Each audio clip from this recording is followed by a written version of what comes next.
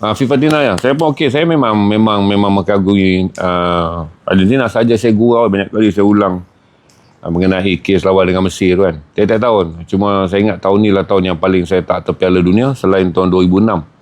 Waktu Piala Dunia berlangsung, saya sedang mengembara di Afghanistan. Dia tak ada televisyen.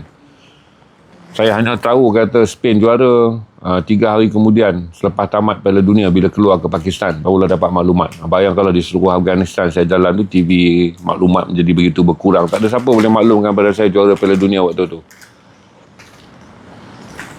Spain, saya kata kalau Spain akan melawan dengan FIFA Tina. Kerana Spanyol adalah tiga negara daripada Eropah yang paling kuat menyokong Palestin, termasuk Norway dan juga Ireland lah yang paling lama. Ada apa tuan-tuan nak free flow? Petang ni kita free flow ya. Nanti saya pun tinggal 20 je kuah rojak. Saya rasa petang ni saya boleh habiskan kuah rojak dengan tuan-tuan. Lepas tu kalau tuan-tuan ada, saya akan tak tumpu jual buku lah, malam ni jual buku. Tengok kalau nanti konten yang kita buat ni boleh menghala kepada buku, kita halakan kepada buku. Kalau tak ada, kita free flow je lah.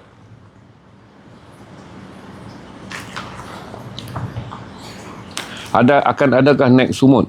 Begini dalam perbincangan yang saya kemukakan pandangan saya adalah kita akan sewajarnya Malaysia menjadi kota Palestin tanpa lagi kita menumpukan untuk berada bersama gerakan di Eropah. Berarti salah satu langkah besar untuk kita mulakan adalah Al-Aqsa, yang di mana We Rise Asia. Kita bangkitkan Asia untuk menyedarkan semua kota-kota besar di Asia yang menjadi mercutanda dan negara-negara utama Islam ni mula melihat Palestin dengan Al-Aqsa. Dengan kempen kita yang pertama adalah mendapatkan para da'i untuk bercakap mengenai Palestin dan Al-Aqsa supaya semua orang tidak melihat Palestin dalam isu sekarang. Dan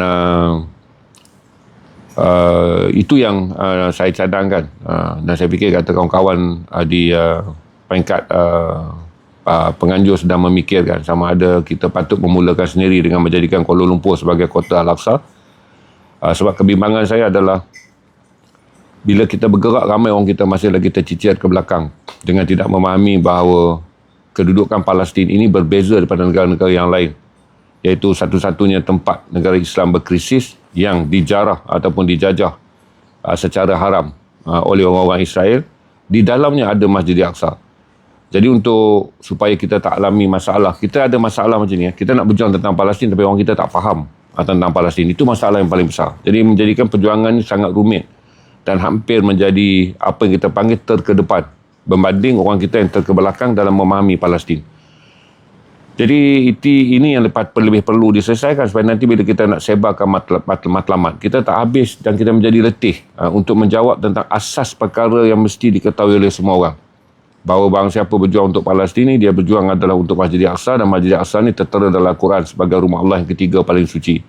Yang kini ia dikepung dan memang Israel berniat untuk mengambilnya, untuk dijadikan sebagai Haikal Sulaiman, tempat datangnya Mesiah mereka daripada turunan Nabi Daud, untuk membebaskan tanah bagi orang Israel dan memenangi akhir zaman dalam kepercayaan orang-orang Yahudi. Jadi kita tak ada dalam naratif tu. Naratif bahawa mendapatkan kembali Baitul Maqdis adalah melawan apa yang Israel cuba halalkan dalam Zionism mereka, bahawa ini adalah kota suci mereka. Berarti mereka, orang Israel, menjadi begitu kuat dan terarah kerana mereka diletakkan bahawa mendapatkan tanah Palestin adalah untuk ekonomi, mendapatkan tanah Masjid Al-Aqsa adalah untuk tujuan keagamaan. Manakala kita ni hanya bercakap Palestin sebagai sebuah negara bangsa, menjadikan paling rumit adalah untuk mengingatkan semula orang kita, asas paling penting dalam soal Palestin bukanlah semata-mata ia adalah sebuah negara bangsa milik orang Islam daripada pemetaan Palestin. Tapi dia ada Masjid Al-Aqsa. Menjadikan tanggungjawab kita semua untuk faham membebaskan Masjid Al-Aqsa adalah membebaskan satu tempat yang berlaku peristiwa penting dalam Isra' dan Mi'raj. Jadi kita tunggulah. Saya lebih berminat untuk meningkatkan gerakan domestik bagi membolehkan rakyat ada kesedaran yang tinggi. Kerana kalau kita lihat dari segi gerakan masyarakat sivil dan pernyataan orang awam, kita yang paling rendah. Setiap kali kita buat demo untuk membantah campur tangan Amerika dalam pembantaian terhadap Gaza, 500 orang keluar, tak ramai orang. Jadi bagaimana Malaysia nak ada aset untuk menjadi satu negara Islam yang memahami apa itu kepentingan menyedarkan masyarakat awam, terutama orang Islam, mengenai Palestin, kalau kita tak menjelaskan bahawa kemuliaan Palestin ini adalah kerana kita melihat adanya Masjid Al-Aqsa. Jadi next sumut ni saya fikir kata kita berada dalam keadaan sama ada kita wajar mengekalkan dan memulakan gerakan di bagi negara-negara Islam di Asia yang paling besar orang Islam berada ni, bahawa We Rise Asia, kita bangkitkan Asia untuk menyadari bahawa kepentingan Palestin adalah Masjid Al-Aqsa. Jadi tengoklah pada tahun-tahun yang terdekat ya, kerana satu adalah banyak review sedang dibuat semula, lebih kurang dalam hujung bulan September, kira-kira 100 pejuang aktivis antarabangsa akan datang ke Kuala Lumpur untuk membincangkan apakah tindakan masyarakat sivil pada masa depan demi Palestin. Berarti rakan-rakan daripada Eropah, daripada Amerika Latin, daripada Amerika Syarikat, daripada Afrika akan berhimpun di Kuala Lumpur dalam sidang untuk memperbincangkan seterusnya selepas sumut, selepas demo yang ada di Eropah, selepas petition yang dihantarkan kepada Majlis Hak Asasi Manusia, selepas pelancaran penyiasatan yang dijalankan oleh 8 badan guamam, selepas sidang World Parliamentary Conference di Brussels pada 22 hari bulan April 2026 tu, apa kesan dan apa langkah ke depan. Itu je lah saya jelaskan pada tuan-tuan. Jadi banyak review penilaian semula sedang dibuat, dan saya berada dalam keadaan lebih mementingkan kesedaran rakyat Malaysia sendiri dalam isu Palestin. Terutama saya fikir kata ilmunya lebih penting, supaya apabila ada tindakan, orang semua bertindak dengan ada kesedaran, supaya kita tak alami kerumitan setiap kali kita nak melancarkan bantuan. Sabotaj datang daripada dalam negara kerana mereka tak faham. Dia semua orang cakap tentang makanan sampai atau tidak, yang memang dia tahu kata misi ni bukan makanan, dia adalah tentang break the siege. Tapi kita kena sekarang ni adalah memecah ketidakfahaman tentang orang kita mengenai kedudukan Palestin. Hari ini saya baca satu berita yang baru tentang Sudan. Sama je sedih, 867,000 anak-anak Sudan kini berada dalam kebuluran. Ia menyertai jutaan lagi rakyat Palestin di tengah-tengah dunia mulai letih. Dunia sedang menjadi letih untuk melihat kes-kes macam ni, kerana dunia kembali kepada melihat periuk nasib masing-masing dengan perang Iran dan juga Amerika Syarikat. Ini adalah perang yang memang Israel mahukan berlaku. Walaupun Israel memang mahu perang ni panjang. Bagi membolehkan satu, tiada langkah diambil untuk melaksanakan apa yang dipanggil Pelan Pendamaian Gaza peringkat 2, ataupun 2 tahun kemudian menuju kepada pelan usaha pembentukan Palestin mereka. Dia tak nak ini berlaku. Dan dia pun tak nak, dia nak perang dengan Amerika dan Iran berlangsung supaya kedudukan dia di selatan Lebanon tidak diundurkan. Kawalan dia ke atas 8 ke 10% tanah Syria yang diduduki secara haram pada 12 bulan Disember 2024 tidak dipulangkan. Ini saya update tuan-tuan itu dah. Kalau ada soalan yang lain, tuan-tuan boleh tanya.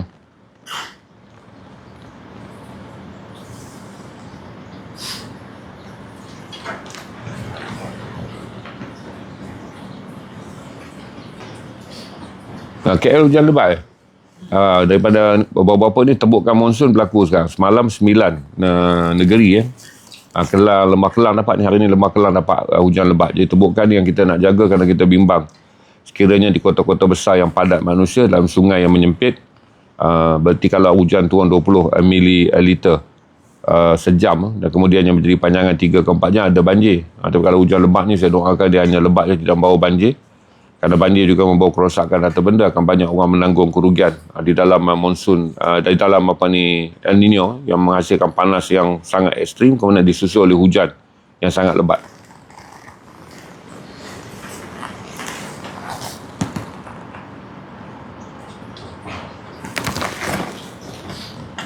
Ada topik apa pun tuan-tuan nak buat kan? Bapak muda tu saya dah ulas panjang dah. Sekarang saya rasa banyak yang muda dalam live saya. Dulu orang selalu tanya mid age crisis. Dulu orang selalu marah sebab geng-geng mid age crisis ni masuk. Kemudian sekarang saya rasa fasa loss lah. Saya naik dah sekejap.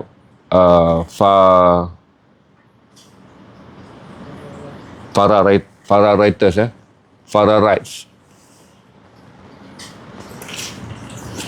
Loss ni saya ambil macam mana? Dalam istilah 70-an, 80-an taman saya yang besar ni, kita panggil hilang panduan hidup. Sekarang ni taklah sampai sekritis tu kan. Mungkin tuan-tuan loss hanya rasa blur atau keliru pada keadaan hidup. Saya pun lalu fasa loss sekarang. Sekarang saya lalu fasa loss. Kalau kita nak ambil supaya tuan-tuan rasa bukan hal tuan-tuan menanggung sendirian. Sebab kata ramai orang nak kongsi semua orang nak kongsi yang best-best ya tentang hidup mereka. Selalu di fasa loss saya sekarang dalam 1 bulan ni. Fasa loss adalah saya review balik semua tindakan-tindakan aktif yang saya lakukan pada tempoh 5 tahun saya berada di media sosial. Dan Ziari Stream pula dah 4 tahun. September ni, 5 September kami genap 4 tahun di studio ni. Jadi fasa loss yang kita akan lalui adalah bukan kerana dia adalah fasa yang lemah. Saya bagi tahu pada tuan-tuan dalam riwayat hidup Imam Ghazali dinyatakan juga dalam buku kecil ni walaupun tak banyak. Dinyatakan dalam buku kecil ni walaupun tak banyak. Tapi keseluruhan daripada kisah hidup Imam Ghazali, fasa yang paling penting adalah loss. Fasa dia loss. Iaitu bila Imam Ghazali ni dilantik menjadi 1092. Imam Ghazali ni dilantik menjadi mufti besar di Baghdad di bawah Empire Seljuk. Berarti ada 4 wilayah Islam yang besar pada waktu itu datang di bawah Baghdad ni. Iaitu para ulama' daripada Kufah, para ulama' daripada tanah Mekah dan para ulama' yang datang daripada tanah Damsyik mencari Imam Ghazali di bandar Baghdad kerana dia lah yang paling kanan dan paling mahir dan paling dalam ilmu agamanya. Jadi Imam Ghazali ni lahir 1058. Bila dia naik jadi mufti, maka kerana dia dikagumi orang, maka ramai orang datang. Hinggalah kedudukan Empire Pentadbiran di Baghdad ni merasakan seorang raja, dia kata, tidak orang datang ke dalam kota Baghdad ni untuk berjumpa raja dia, melainkan untuk berjumpa engkau, wahai Ghazali. Imam Ghazali ni bila sampai dah di peringkat ramai orang nak jumpa dia, dia tak boleh buat syarat ceramah di masjid. Dia kena buat di istana kerana kawasannya lebih besar. Maka dipakaikanlah dia jubah yang sangat hebat lah. Menurut ceritanya, Imam Ghazali ni berjalan dan kerana istana ni dipenuhkan dengan hiasan-hiasan cermin, nampaklah Imam Ghazali akan pakai yang jubah dia yang sangat hebat. Maka datanglah satu detik yang sangat-sangat menyentuh hati dia. Apakah aku ambil jawatan mufti ini kerana ilmuku, ataupun aku ambil jawatan kerana Allah, aku ambil kerana kemuliaanku. Selepas saja sesi itu dia meletakkan jawatan untuk mencari jawapan sama ada ilmu agama dan tujuan hidup dia kerana Allah ataupun kemuliaan ilmu agama dia ini menjadi kemuliaan untuk diri dia. Dia menggembara 1095. Bermula pengembaraan dia. Pertama Imam Ghazali pergi menggembara ke mana? Menunaikan haji di Mekah. Kemudian sampai ke Madinah. Orang tak kenal dia. Maksudnya Imam Ghazali menjadi musafir. Daripada Mekah dia pergi ke Damsyik. Damsyik dia masuk ke Kairah. Kairah dia balik ke Baitul Maqdis. Baitul Maqdis dia balik ke Damsyik. Di Damsyik ni dia menjadi pencuci masjid dia. Hanya kerana nak mendapatkan jawapan. Tapi 10 tahun yang dikata lost lah. Di mana Imam Ghazali nak mendapatkan jawapan, benarkah aku ini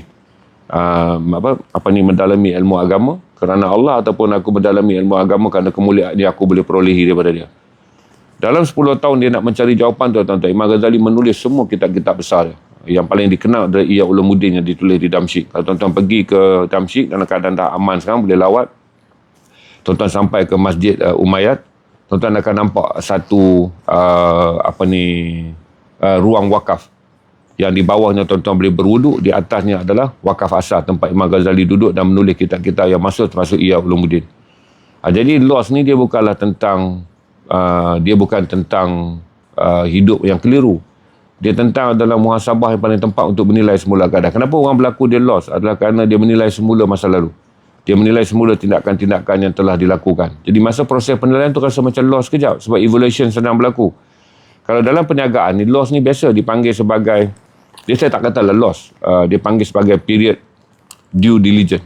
Kita ada rundingan tu sangat meyakinkan atau sangat tidak meyakinkan. Maka due diligence ni buat penilaian terhadap isi rundingan. Penilaian terhadap matlamat rundingan, potensi rundingan, risiko rundingan.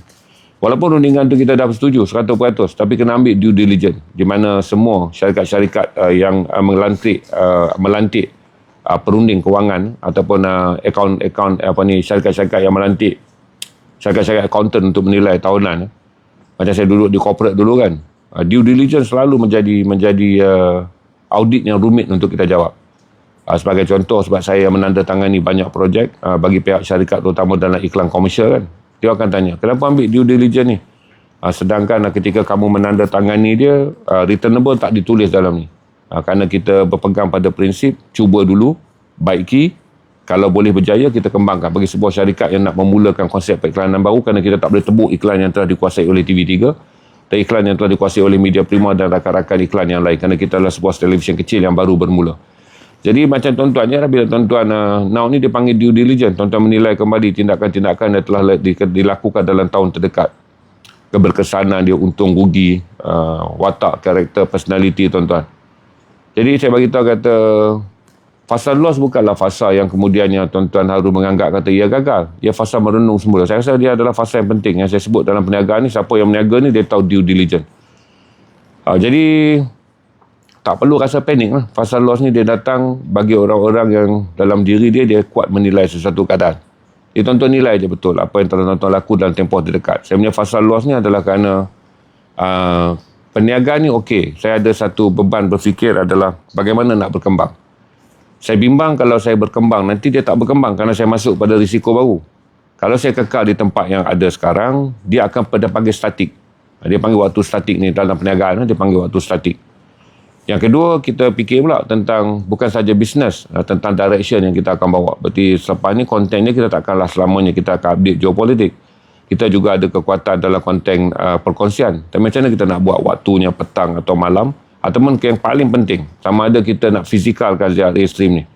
Kita lebih banyak event di luar, kita lebih banyak bertemu dengan orang supaya kita ni tak dianggap tersimpan di studio. Jadi banyak benda yang menjadikan sekarang ni saya pun berada dalam fasa loss. Saya remain je ni sustainable, kena appear je. Hari ni macam letih kan. Saya bagi pada tim tak larat, tapi saya memimpin pasokan ni. Saya tak boleh biarkan pasokan saya berasa bahawa bila bos letih kita tak bekerja. Jadi untuk tidak menanamkan sifat letih kepada pasokan, saya terpaksa lah teruskan juga sebab salah satu yang saya pegang dalam trust di Ari Stream adalah disiplin. Maka saya ingatkan pada Farah Writer, walaupun tuan-tuan loss ni, nilaikan kembali, muhasabah, nilaikan kembali tindakan-tindakan yang kita ambil dan apa yang akan kita majukan pada esok. Satu benda yang saya jelaskan kepada tuan-tuan, tak ada semua benda jadi untuk tujuan kerugian. Kalau tuan-tuan tengok buku ni pun habis tak pada saya, tak ada. Ada lagi tak buku ni? Ini pun loss juga. Bila Imam Ghazali meninggalkan anak-anak muridnya, duhai anak ni ayuha awalat.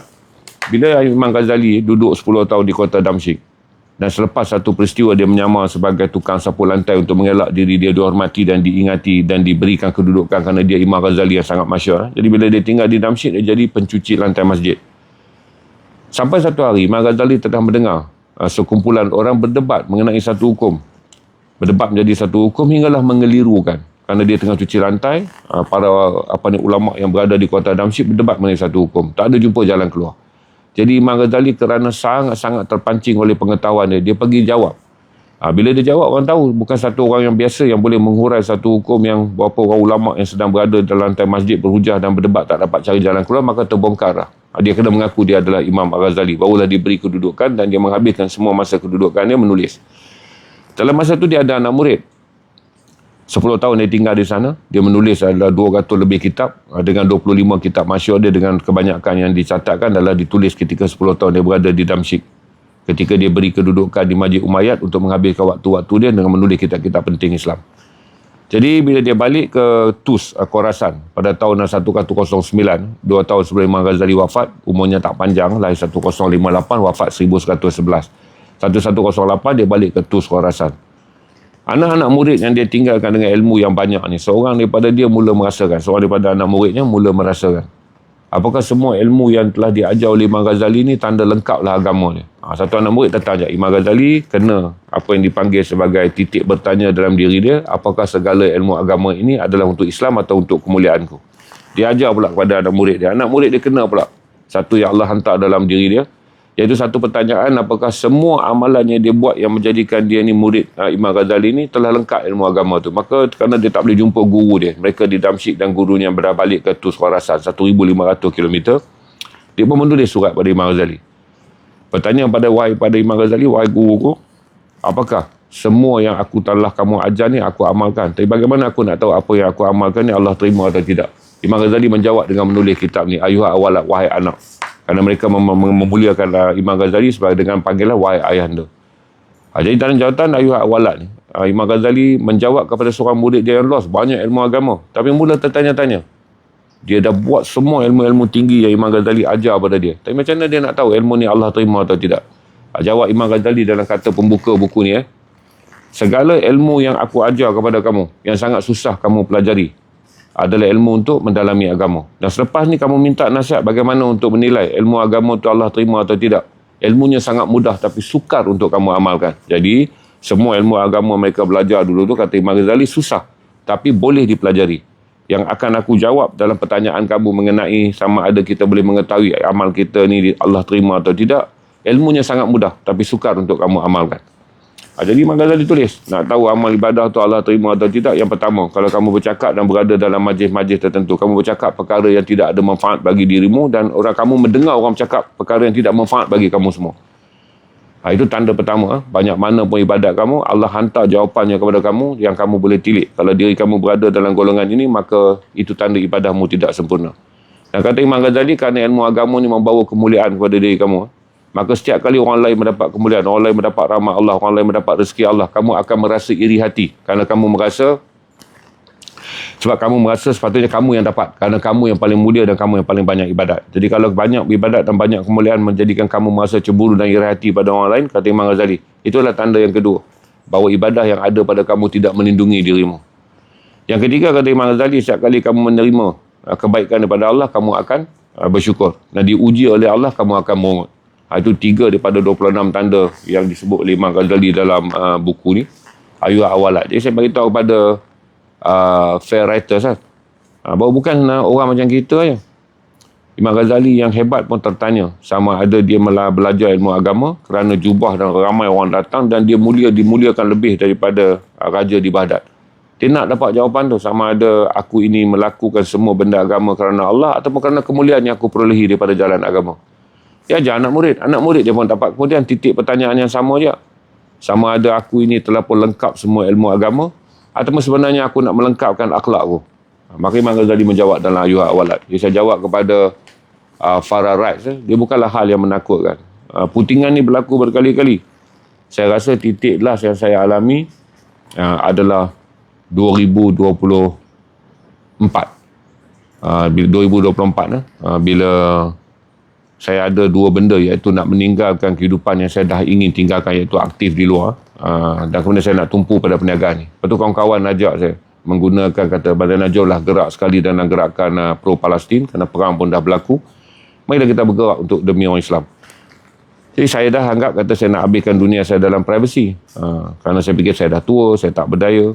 Tapi bila kawan-kawan daripada gerakan Sumut panggil, saya pergi. Itu satu pertama. Saya balik pula selepas 6 tahun saya di media sosial, 4 tahun saya di ZRA Stream, 2 tahun saya di TikTok. Timbullah sama juga loss ni. Fikir hari-hari, tapi kita buat evaluation. Kita taklah jadi loss ni pergi mancing, jadi loss ni pergi yai kan. Sebab titik loss ni berarti hendaklah fikiran itu berfikir dan menilai semua apa yang kita lakukan. Hendaklah fikiran itu mencari pencerahan daripada tindakan-tindakan yang kita lakukan ini, manfaat dia bertahu di mana. Apakah pembetulan perlu dilakukan? Apakah hala tuju baru perlu dibuat? Apakah dia benar-benar kejayaan yang betul?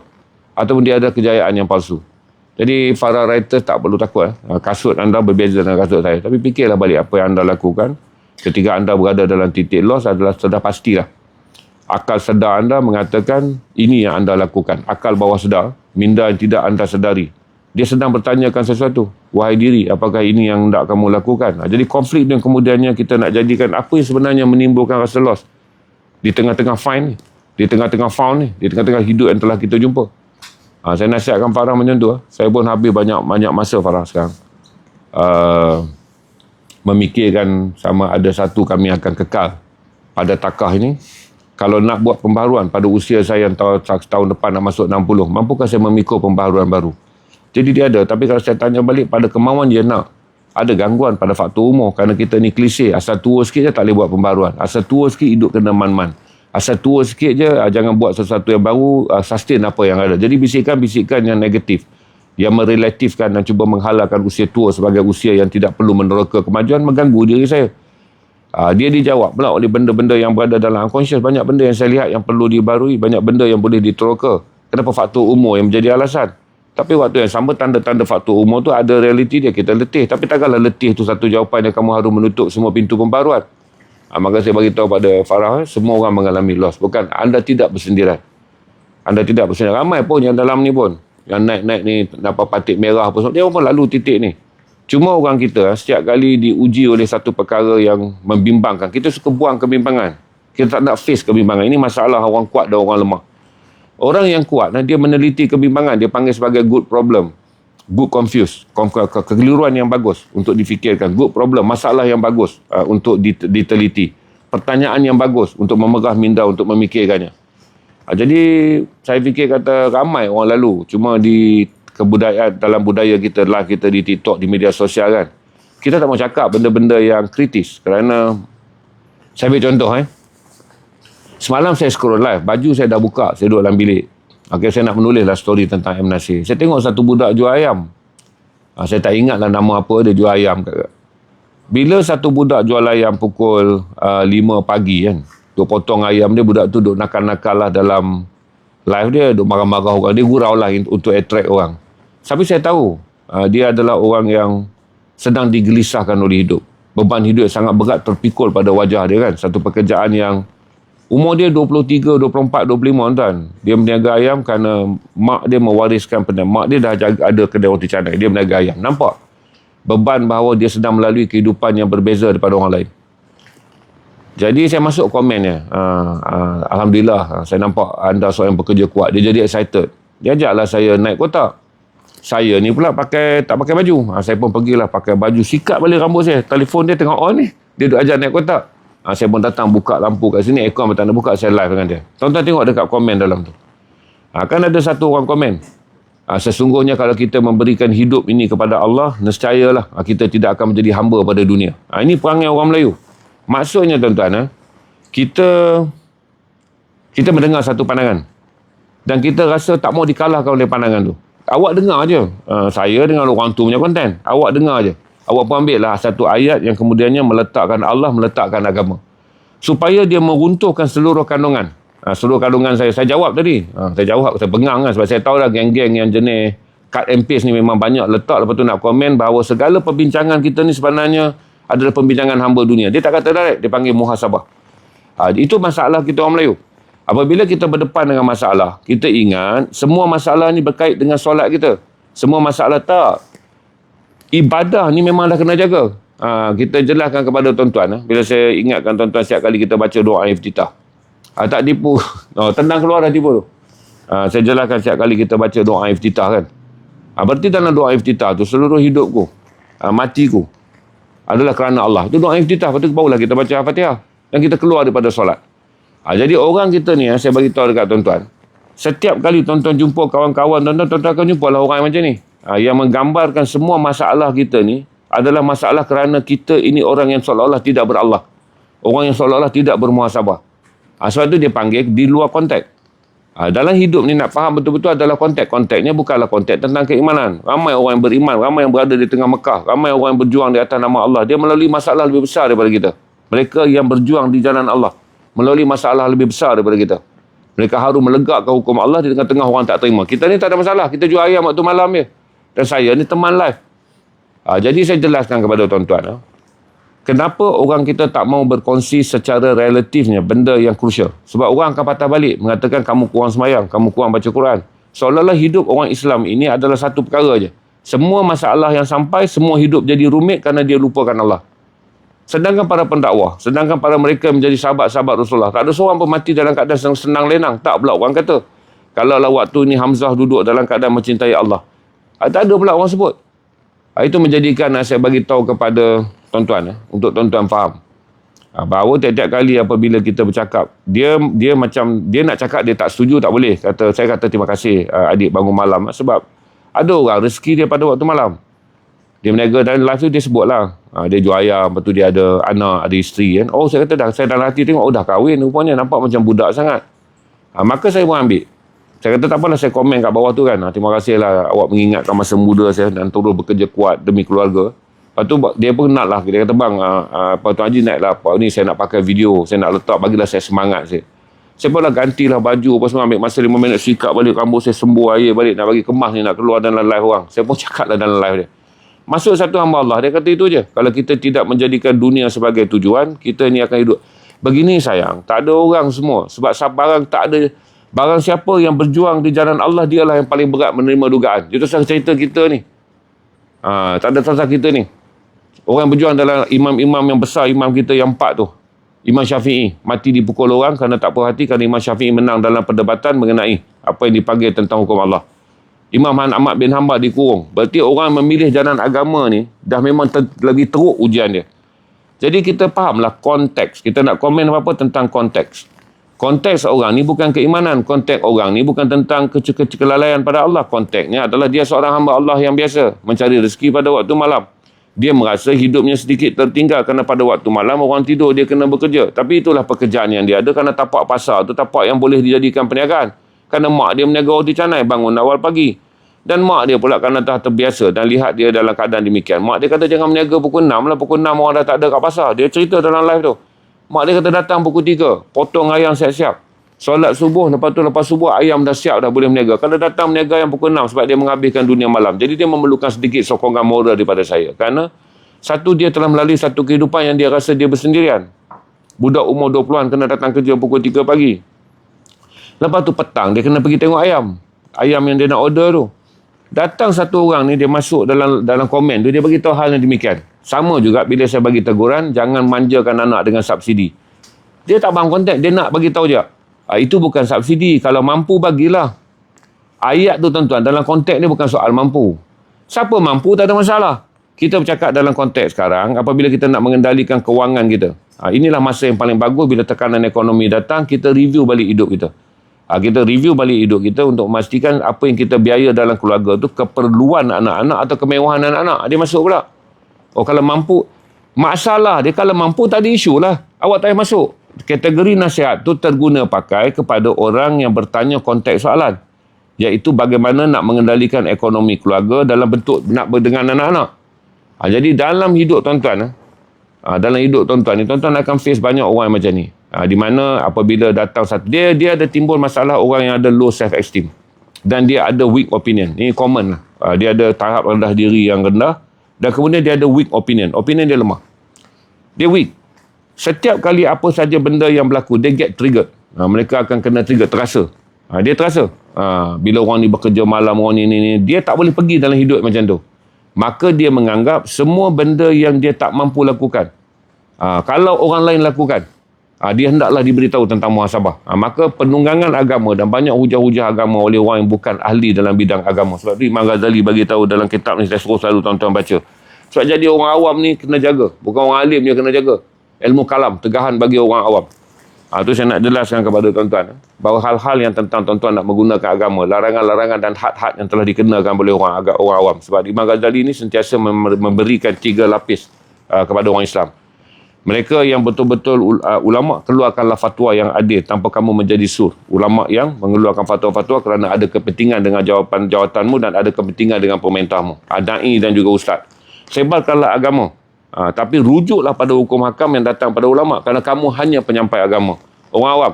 Berpada-padalah kamu bercakap tentang agama kerana kamu ni orang berada di bawah. Nakkan pandangan pergi pada ustaz. Nakkan hukum ustaz berdapatkan pada para ulama. Sistem yang sangat tersusun dalam Islam. Tapi masalah dia sekarang, bila kita jumpa satu orang yang dia pandai tau. Agama ni bagus. Sebab kamu letak. Orang nak balas balik. Tak mungkin. Saya balas. Saya kata tak kena-mengena langsung. Benda yang kamu falsafahkan ni. Dalam konteks saya sedang memberi semangat pada seorang anak muda yang melalui detik sukar. Kerana dia mengalami kehidupan yang tak sama dengan kawan-kawan dia. Maka saya bagi dia satu rangsangan. Tak. Dia kata hamba dalam kehidupan. Hamba kehidupan ni tuan-tuan. Saya jelaskan pada tuan-tuan. Kalau tuan-tuan berada dalam ajaran agama pun tuan-tuan boleh jadi hamba kehidupan. Sebab gajinya baik. Sebab anda pergi dakwah. Ada ramai saja orang yang cah 3-4 ribu untuk satu kali ucapan. Ada ramai orang tak nak pergi surau sebab surau tu bajet dia 300 je. Sebab tu rating-rating surau ni, dia dapat ustaz-ustaz muda yang rating rendah. Senang je nak cakap. Jadi tak bererti berada dalam jalan agama tu. Kamu selamat kerana dia hanya jalan. Dia bukan tujuan. Dia hanya jalan je. Jadi ramai orang berjalan je dalam jalan agama ni. Kerana di dalam jalan agama ni, di simpang siur dia banyak benda. Di simpang siur dia banyak keuntungan. Banyak orang memilih jalan agama kerana di dalam keliling jalan agama, banyak kedudukan yang kamu boleh dapat. Banyak orang raihkan kamu di sepanjang jalan. Tapi tujuan. Maka baliklah saya kata tadi. Samalah juga bila orang ni bekerja. Dia nak balikkan tentang jangan jadi hamba dunia. Kata-kata menjadi hamba dunia ni sangat generik. Sangat generik. Susah kita nak tafsirkan dan tak boleh main lempar senang. Tak boleh main lempar senang. Sebab Imam Ghazali kata dia bimbang ketika dia menjadi masyhur. Waktu dia dilantik menjadi mufti Baghdad. Dan kemudian part daripada wilayah yang berada di bawah empire sebelum Ottomaniah dia panggil apa? Bukan. Seljuk. Ketika dia menjadi ulama yang besar dalam Empire Seljuk, semua orang kena datang kepada dia. Jadi Imam Ghazali ni pun berada jalan-jalan agama yang dia tertanya sama ada semua orang sedang memuliakan aku hingga raja menjadikan majlis aku berpindah daripada masjid ke istana kerana ramai orang daripada seluruh Empire Seljuk datang untuk mengambil ilmu fatwa daripada aku. Aku buat benda ni adalah kerana Allah ataupun aku buat kerana kemuliaan diriku.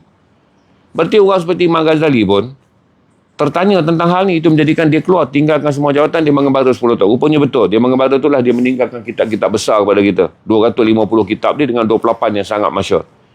Jadi saya nak jelaskan juga pada tuan-tuan. Sebab tu kenapa orang seperti Farah Writer apa semua hidup blur. Sebab dalam negara kita ni, bila kita memberikan satu jawapan, yang kemudian dia trigger kepada orang yang sebenarnya dia ada low self-esteem, dia tak boleh buat macam tu. Ataupun dia ada kecemburuan.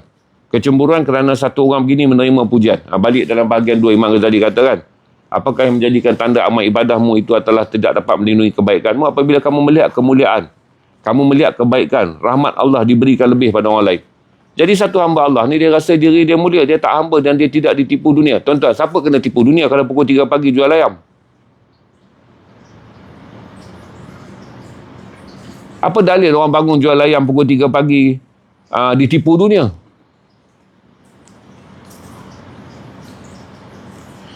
Kerana waktu dia bekerja demikian dan kemudian dia jual, dia meniaga, menguruskan satu hal dia dan dimuliakan dalam Islam, niaga semua sahabat-sahabat Rasulullah menyumbang pada agama daripada hasil niaga. Kalau besok dia mampu bayar zakat, kerana dia meniaga dan dia mendapat pendapatan yang baik, dia mampu bayar zakat. Lengkaplah dalam hidup dia 5 perkara dia boleh buat. Kalau dia mampu menyimpan duit dan kemudian pergi haji, lengkaplah rukun iman dia. Lengkaplah rukun Islam dia. Yang jadi masalah ni sekarang, kamu tak pernah risau kamu jadi penerima zakat semua hidup. 18% je orang Islam di Malaysia bayar zakat. Kamu tak fikir sebab dia punya ilmu tu cetek, berarti mencari rezeki waktu malam apa semua ni, benda-benda yang sebenarnya tidak bersifat mujahadah, mengejar dunia. Siapa yang kemudian orang, kalau semua orang tidak mempunyai ekonomi yang baik, macam mana Islam nak menunaikan zakat? Dan kemudian semua orang tidak mempunyai ekonomi yang baik, macam mana dia nak pergi menunaikan haji, nak melengkapkan 5 rukun Islam? Itu saya menggelak, tapi saya jumpa banyak jenis ni di media sosial. Mereka sentiasa macam lah katalah, saya bagi tahu katalah petang ni saya dia kata itu Imam Ghazali. Imam Ghazali hanya tak boleh dikenali melalui satu kitab. Mengenali Imam Ghazali hendak. Dia akan kata kita sebut Imam Ghazali dalam konteks yang mudah je. Kita tak ambil periode Imam Ghazali ni dari segi ajaran tasawuf dia.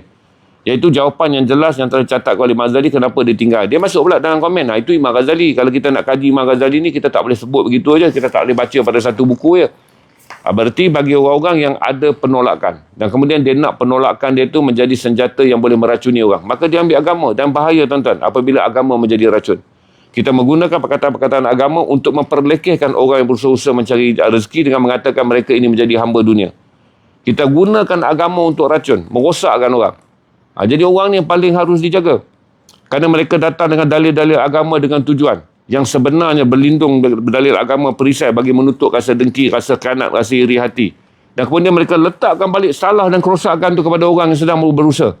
Orang komen ni kita tak tahu. Agama menjadi racun. Bukan agama tu jadi racun. Dia gunakan hujah agama untuk menjadi racun. Kita akan jumpa banyak.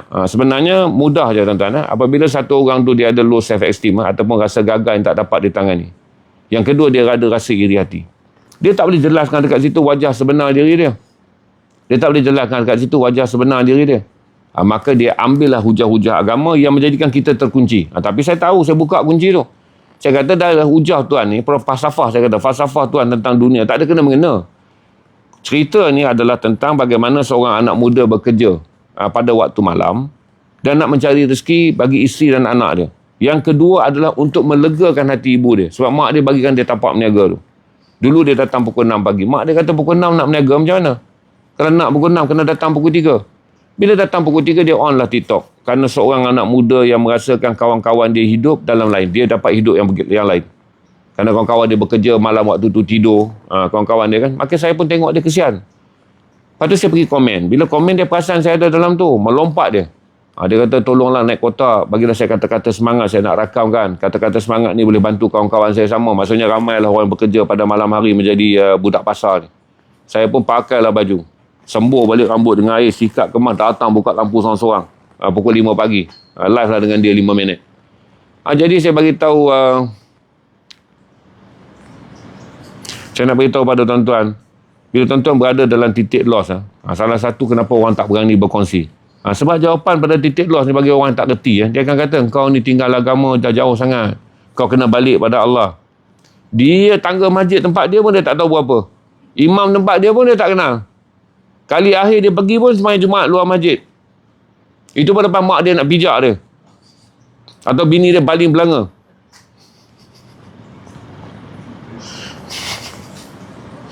Sebab tu saya kata pada tuan-tuan kan, berhati-hati bila kita, dia anak-anak muda kita ni tuan-tuan. Dia melalui zaman yang sukar. Dia tak semacam kita. Kita ni dulu, saya fikir kata, mak kita kata, kau lepaslah bagi makan kau susah. Kita tak ada generasi sandwich kerana asal miskin. Kalau kita duduk dengan keluarga ni, kita memudaratkan lagi keluarga kita. Kita keluarlah. Itu je tanggungjawab kita menjadi orang. Hampirlah cari makan lepas diri kau. Tapi sekarang ni generasi sandwich. Mereka ada keluarga yang perlu ditanggung dan mereka menanggung ibu bapa mereka yang memasuki era sekarang ni dengan kos sara hidup yang rendah. Berarti isi rumah mereka sendiri pun kos sara hidup tak cukup. Mak ayah mereka sekolahkan mereka. Mereka dapatlah kerja baik. Dia jadi engineer, dia jadi lawyer, dia jadi doktor. Dan dia pun berkeluarga. Dia tanggung keluarga dia, tapi sama dia kena menanggung keluarga dia juga. Dia menanggung keluarga dia, menanggung ibu bapa dia. Dia panggil sandwich, dia terhimpit. Dan mereka juga berada dalam keadaan di mana generasi ni tak banyak diberi dorongan. Sebab mereka ni hanya banyak diberi tekanan. Mereka dikatakan generasi yang lembik, generasi yang macam-macam. Jadi generasi ni tak banyak diberi dorongan. Mereka dianggap telah mendapatkan semuanya. Peluang masuk universiti mudah. Tak boleh masuk universiti pun boleh masuk lagi. Yang college, tak boleh masuk college, boleh masuk politek, tak boleh masuk-masuk. Jadi generasi ni dianggap kamu telah diberi semua. Jadi orang tua macam saya ni akan ada rasa bongkak. Kamu dah dapat semua dah. Kami dulu nak masuk U membayar. Kalau dulu kelulusan macam saya ni dah layak masuk U. Saya kata kau orang kelulusan dekat bawah. Jadi saya kata tak boleh macam tu. Sebab dia pula datang dalam keadaan yang lebih perit. Walaupun dia mendapat semua peluang tu. Tapi akhirnya peluang tu menjadi masalah kerana pendidikan tidak menyediakan dia pekerjaan. Pendidikan tak menjamin dia dapat gaji yang bagus. Dia mengalami trauma, bukan trauma, dia mengalami masalah tertanya-tanya. Apakah sijil yang dia pegang di tangan tu laku? Apakah sijil yang pegang di tangan tu mempunyai nilai? Ketika dia keluar kelihatannya seperti tidak bernilai. Sijil ni ada konflik, degree ada konflik dengan realiti zaman. Jadi ramai yang pegang sijil. Akhirnya dia menjadi sebagai note dia. Yang kemudian dia tak boleh tukar kepada value pekerjaan. Jadi kita pun faham lah kata apa kecewa dulu. Kita rasa kita pas SPM ya kan. Kita dah tahu kita boleh dapat kerja tentera. Kita tahu kita boleh dapat kerja polis. Nak dengan tak nak je. Cuma sekarang ni tinggal dia nak masuk tentera, nak masuk polis. Dah tak ada bagi budak SPM. Apatah lagi bagi mereka yang graduate. Jadi saya faham kesusahan generasi ni. Sebab tu saya ada bagi tahu dekat Arif. Untuk masa lapang saya Julai ni saya ada banyak masa lapang. Saya nak cross banyak. Saya ada satu jumpa budak nama, siapa pernah tengok budak nama Khalil yang ketam tu? Saya nak live dengan Khalil tu. Sebab dia Khalil ni saya tengok dia. Ya Allah ya Tuhanku. Bahagia lah saya tengok dia Khalil yang jual ketam tu kan. Budak Padang Serai tu. Dia jual ketam dengan keadaan berseronok hari-hari. Dan saya tahu steamer ketam tu dia boleh dapat RM70 maksimum, itulah gaji dia. Dia kata kalau nasib dia baik dapat 100. The highest yang dia boleh dapat adalah 100. Pergi mencari ketam, balik dia live dekat dia punya sampan, jual lah ketam dia. Dia jual live ni untuk satu Malaysia. Yang boleh beli orang dekat rumah dia aja. Sebab ketam dia tak boleh post. Dia jual lah ketam ketam apa kita panggil? Ketam nipah. Ketam dia ikut grade. Hari dia nasib tak baik, dia dapat yang grade RM50 kecil sikit, grade B kan. Ketam nipah. Maka saya jadi teringatkan pada tuan-tuan. Setiap kali saya tengok dia, saya rasa kagum. Sebab satu, dia sangat ceria. Sampailah saya naik komen. Saya kata sangat gembira melihat video saudara. Saudara telah mengajar saya erti bagaimana peritnya hidup. Tapi adalah satu kesederhanaan. Tuan-tuan melalui Tuhan menjadinya dalam keadaan yang sangat tabah. Sebab muka dia memang muka bawa rezeki. Bukan rezeki kita boleh beli ketam ni. Kita tengok dia adalah wajah yang sangat menyenangkan. Dia bercakap setiap hari tentang harga ketam dia, tentang kehidupan kita sengih dalam 4 jam. Orang kata dia hitam, hari dia cerita. Macam mana tak hitam? Dia pencari ketam. Hari-hari dibakar matahari. Khalil Rizwan. Tu saya ingatkan pada tuan-tuan tentang loss ni. Adalah perkara biasa. Dia bukan perkara ni. Kalau saya petik buku yang saya baca lah. Petik hilang yang besar ni adalah Imam Ghazali. Dan ini diperkatakan dalam buku biografi ni. Kalau tuan-tuan nak bagi anak tuan-tuan baca. Dan diperkatakan juga oleh William Montgomery Watt, seorang padri Kristian yang menghabiskan selama lebih 40 tahun mengkaji Imam Ghazali. Dia jumpa teks Imam Ghazali tahun 39, dia menulis buku ni tahun 73. Dan kerana dia nak mengkaji Imam Ghazali lah, dia berubah daripada profesor sejarah kepada profesor bahasa Arab. Dia belajar bahasa Arab hinggalah dia boleh membaca seluruh teks Imam Ghazali dalam bahasa Arab asal. Dan sampailah dia balik ke Aberdeen, Scotland, dia menjadi pensyarah bahasa Arab. Bila Montgomery Ward. Dan yang ini disusun untuk membolehkan remaja, tuan-tuan membacalah dulu sebelum anak tuan-tuan baca, ada riwayat mudah untuk mengenal Imam Ghazali. Yang ni kitab Imam Ghazali satu yang tinggal pada saya, yang lain tu saya dah tak ada dah rasanya.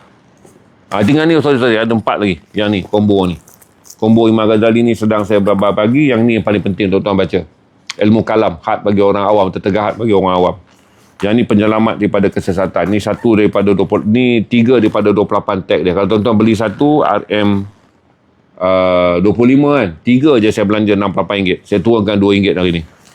Ada apa-apa lagi tuan-tuan nak tanya? Yang Waalaikumsalam, Razif. Adib ESR besar sangat. Dia tak payah dah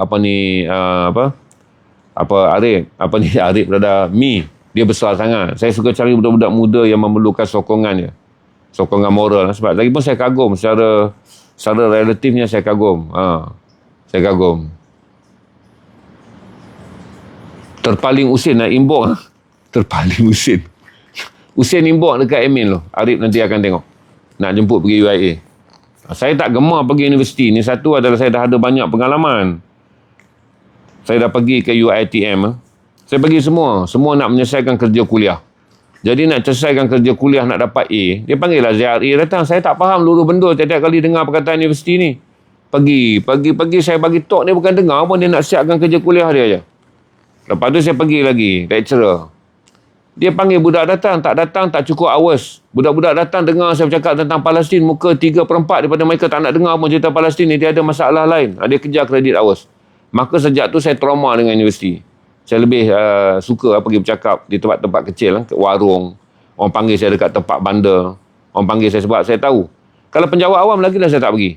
Saya dah kena dah dekat kementerian, dia panggil, lepas tu dia paksa semua orang masuk dalam Dewan 600 orang dah dekat Putrajaya. 400 orang tak nak dengar pembentangan Tali Gaza tu. Tak ada minat pun.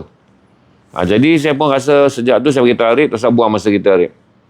Tak usah buang masa. Sebab tu saya pilih surau-surau kecil. Hari Ahad ni saya akan berada di Batu Cave. Di surau Nurul Hidayah. Arif naikkan lah point. Saya ada kat sana Ahad lepas subuh. Patutnya buat Sabtu lepas subuh. Tapi orang surau tu kata lebih ramai orang datang. Saya pergilah subuh. Surau kecil je. Dan saya jangka 15 orang. Dia kata, Tuan Haji, kami nak minta maaf tau. Surau kami tak ramai. Saya kata tak apa. Saya memang naikkan dalam keadaan ejaan penuh lah. Surau tu dekat mana.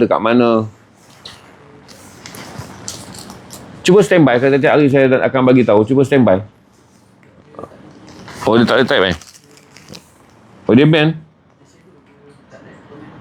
Oh, ya ke? Sekejap saya bagi sekejap. Awak print screen ni je. Ni. Tengok surau Ridwan. Siapa nak pergilah. Dia orang ni bagi tahu dekat saya dengan rasa malu kat saya. Takut dia kata kami 15 orang. Saya kata 15 orang tak apa. Asalkan yang nak mendengar. Dia bukan tentang 15,000 orang datang sebab dia bukan FIFA Tina. Ramai orang sokong. Tapi permainan kemenangan tak bersih. Saya pun pergi. Jadi tempat-tempat ni dia bagi tahu saya, dia minta maaf siap-siap. Dia kata jemaah dia selalu 15 orang. Saya tak ada masalah. Yang penting bukannya ramai lagi. Sebab tu bila saya berjalan ke Bertam ni, saya pergi warung kopi anak muda. Saya berjalan pergi ke Jalan Lumpur, saya pergi ke warung orang jual nasi itik. Sebelum saya ingatkan pada tuan-tuan kata, kenapa kita ada trauma dengan universiti ni? Bukan sebab apa, sebab saya akan rasa macam mana, saya rasa bukan apa, saya rasa kesian dengan budak-budak tu. Kerana mereka terpaksa hadir untuk cukupkan kredit hours. UIA ni banyak kali panggil saya. Lagi teruk yang saya kena tu adalah projek student. Dia tak bagi tahu tu projek student. Jemputan untuk bercakap bagi meningkat, saya pun pergi. Pagi-pagi, unit kamera dia kena buat rakaman, unit sambutan dia kena sambut saya, orang yang uruskan bahagian stage, jaga stage, floor manager. Jadi lecturer dia duduk 7-8 orang buat penilaian. Terhadap langkah. Jadi 3/4 daripada student hari tu tak boleh nak mendengar talk saya kerana mereka ada tugasan.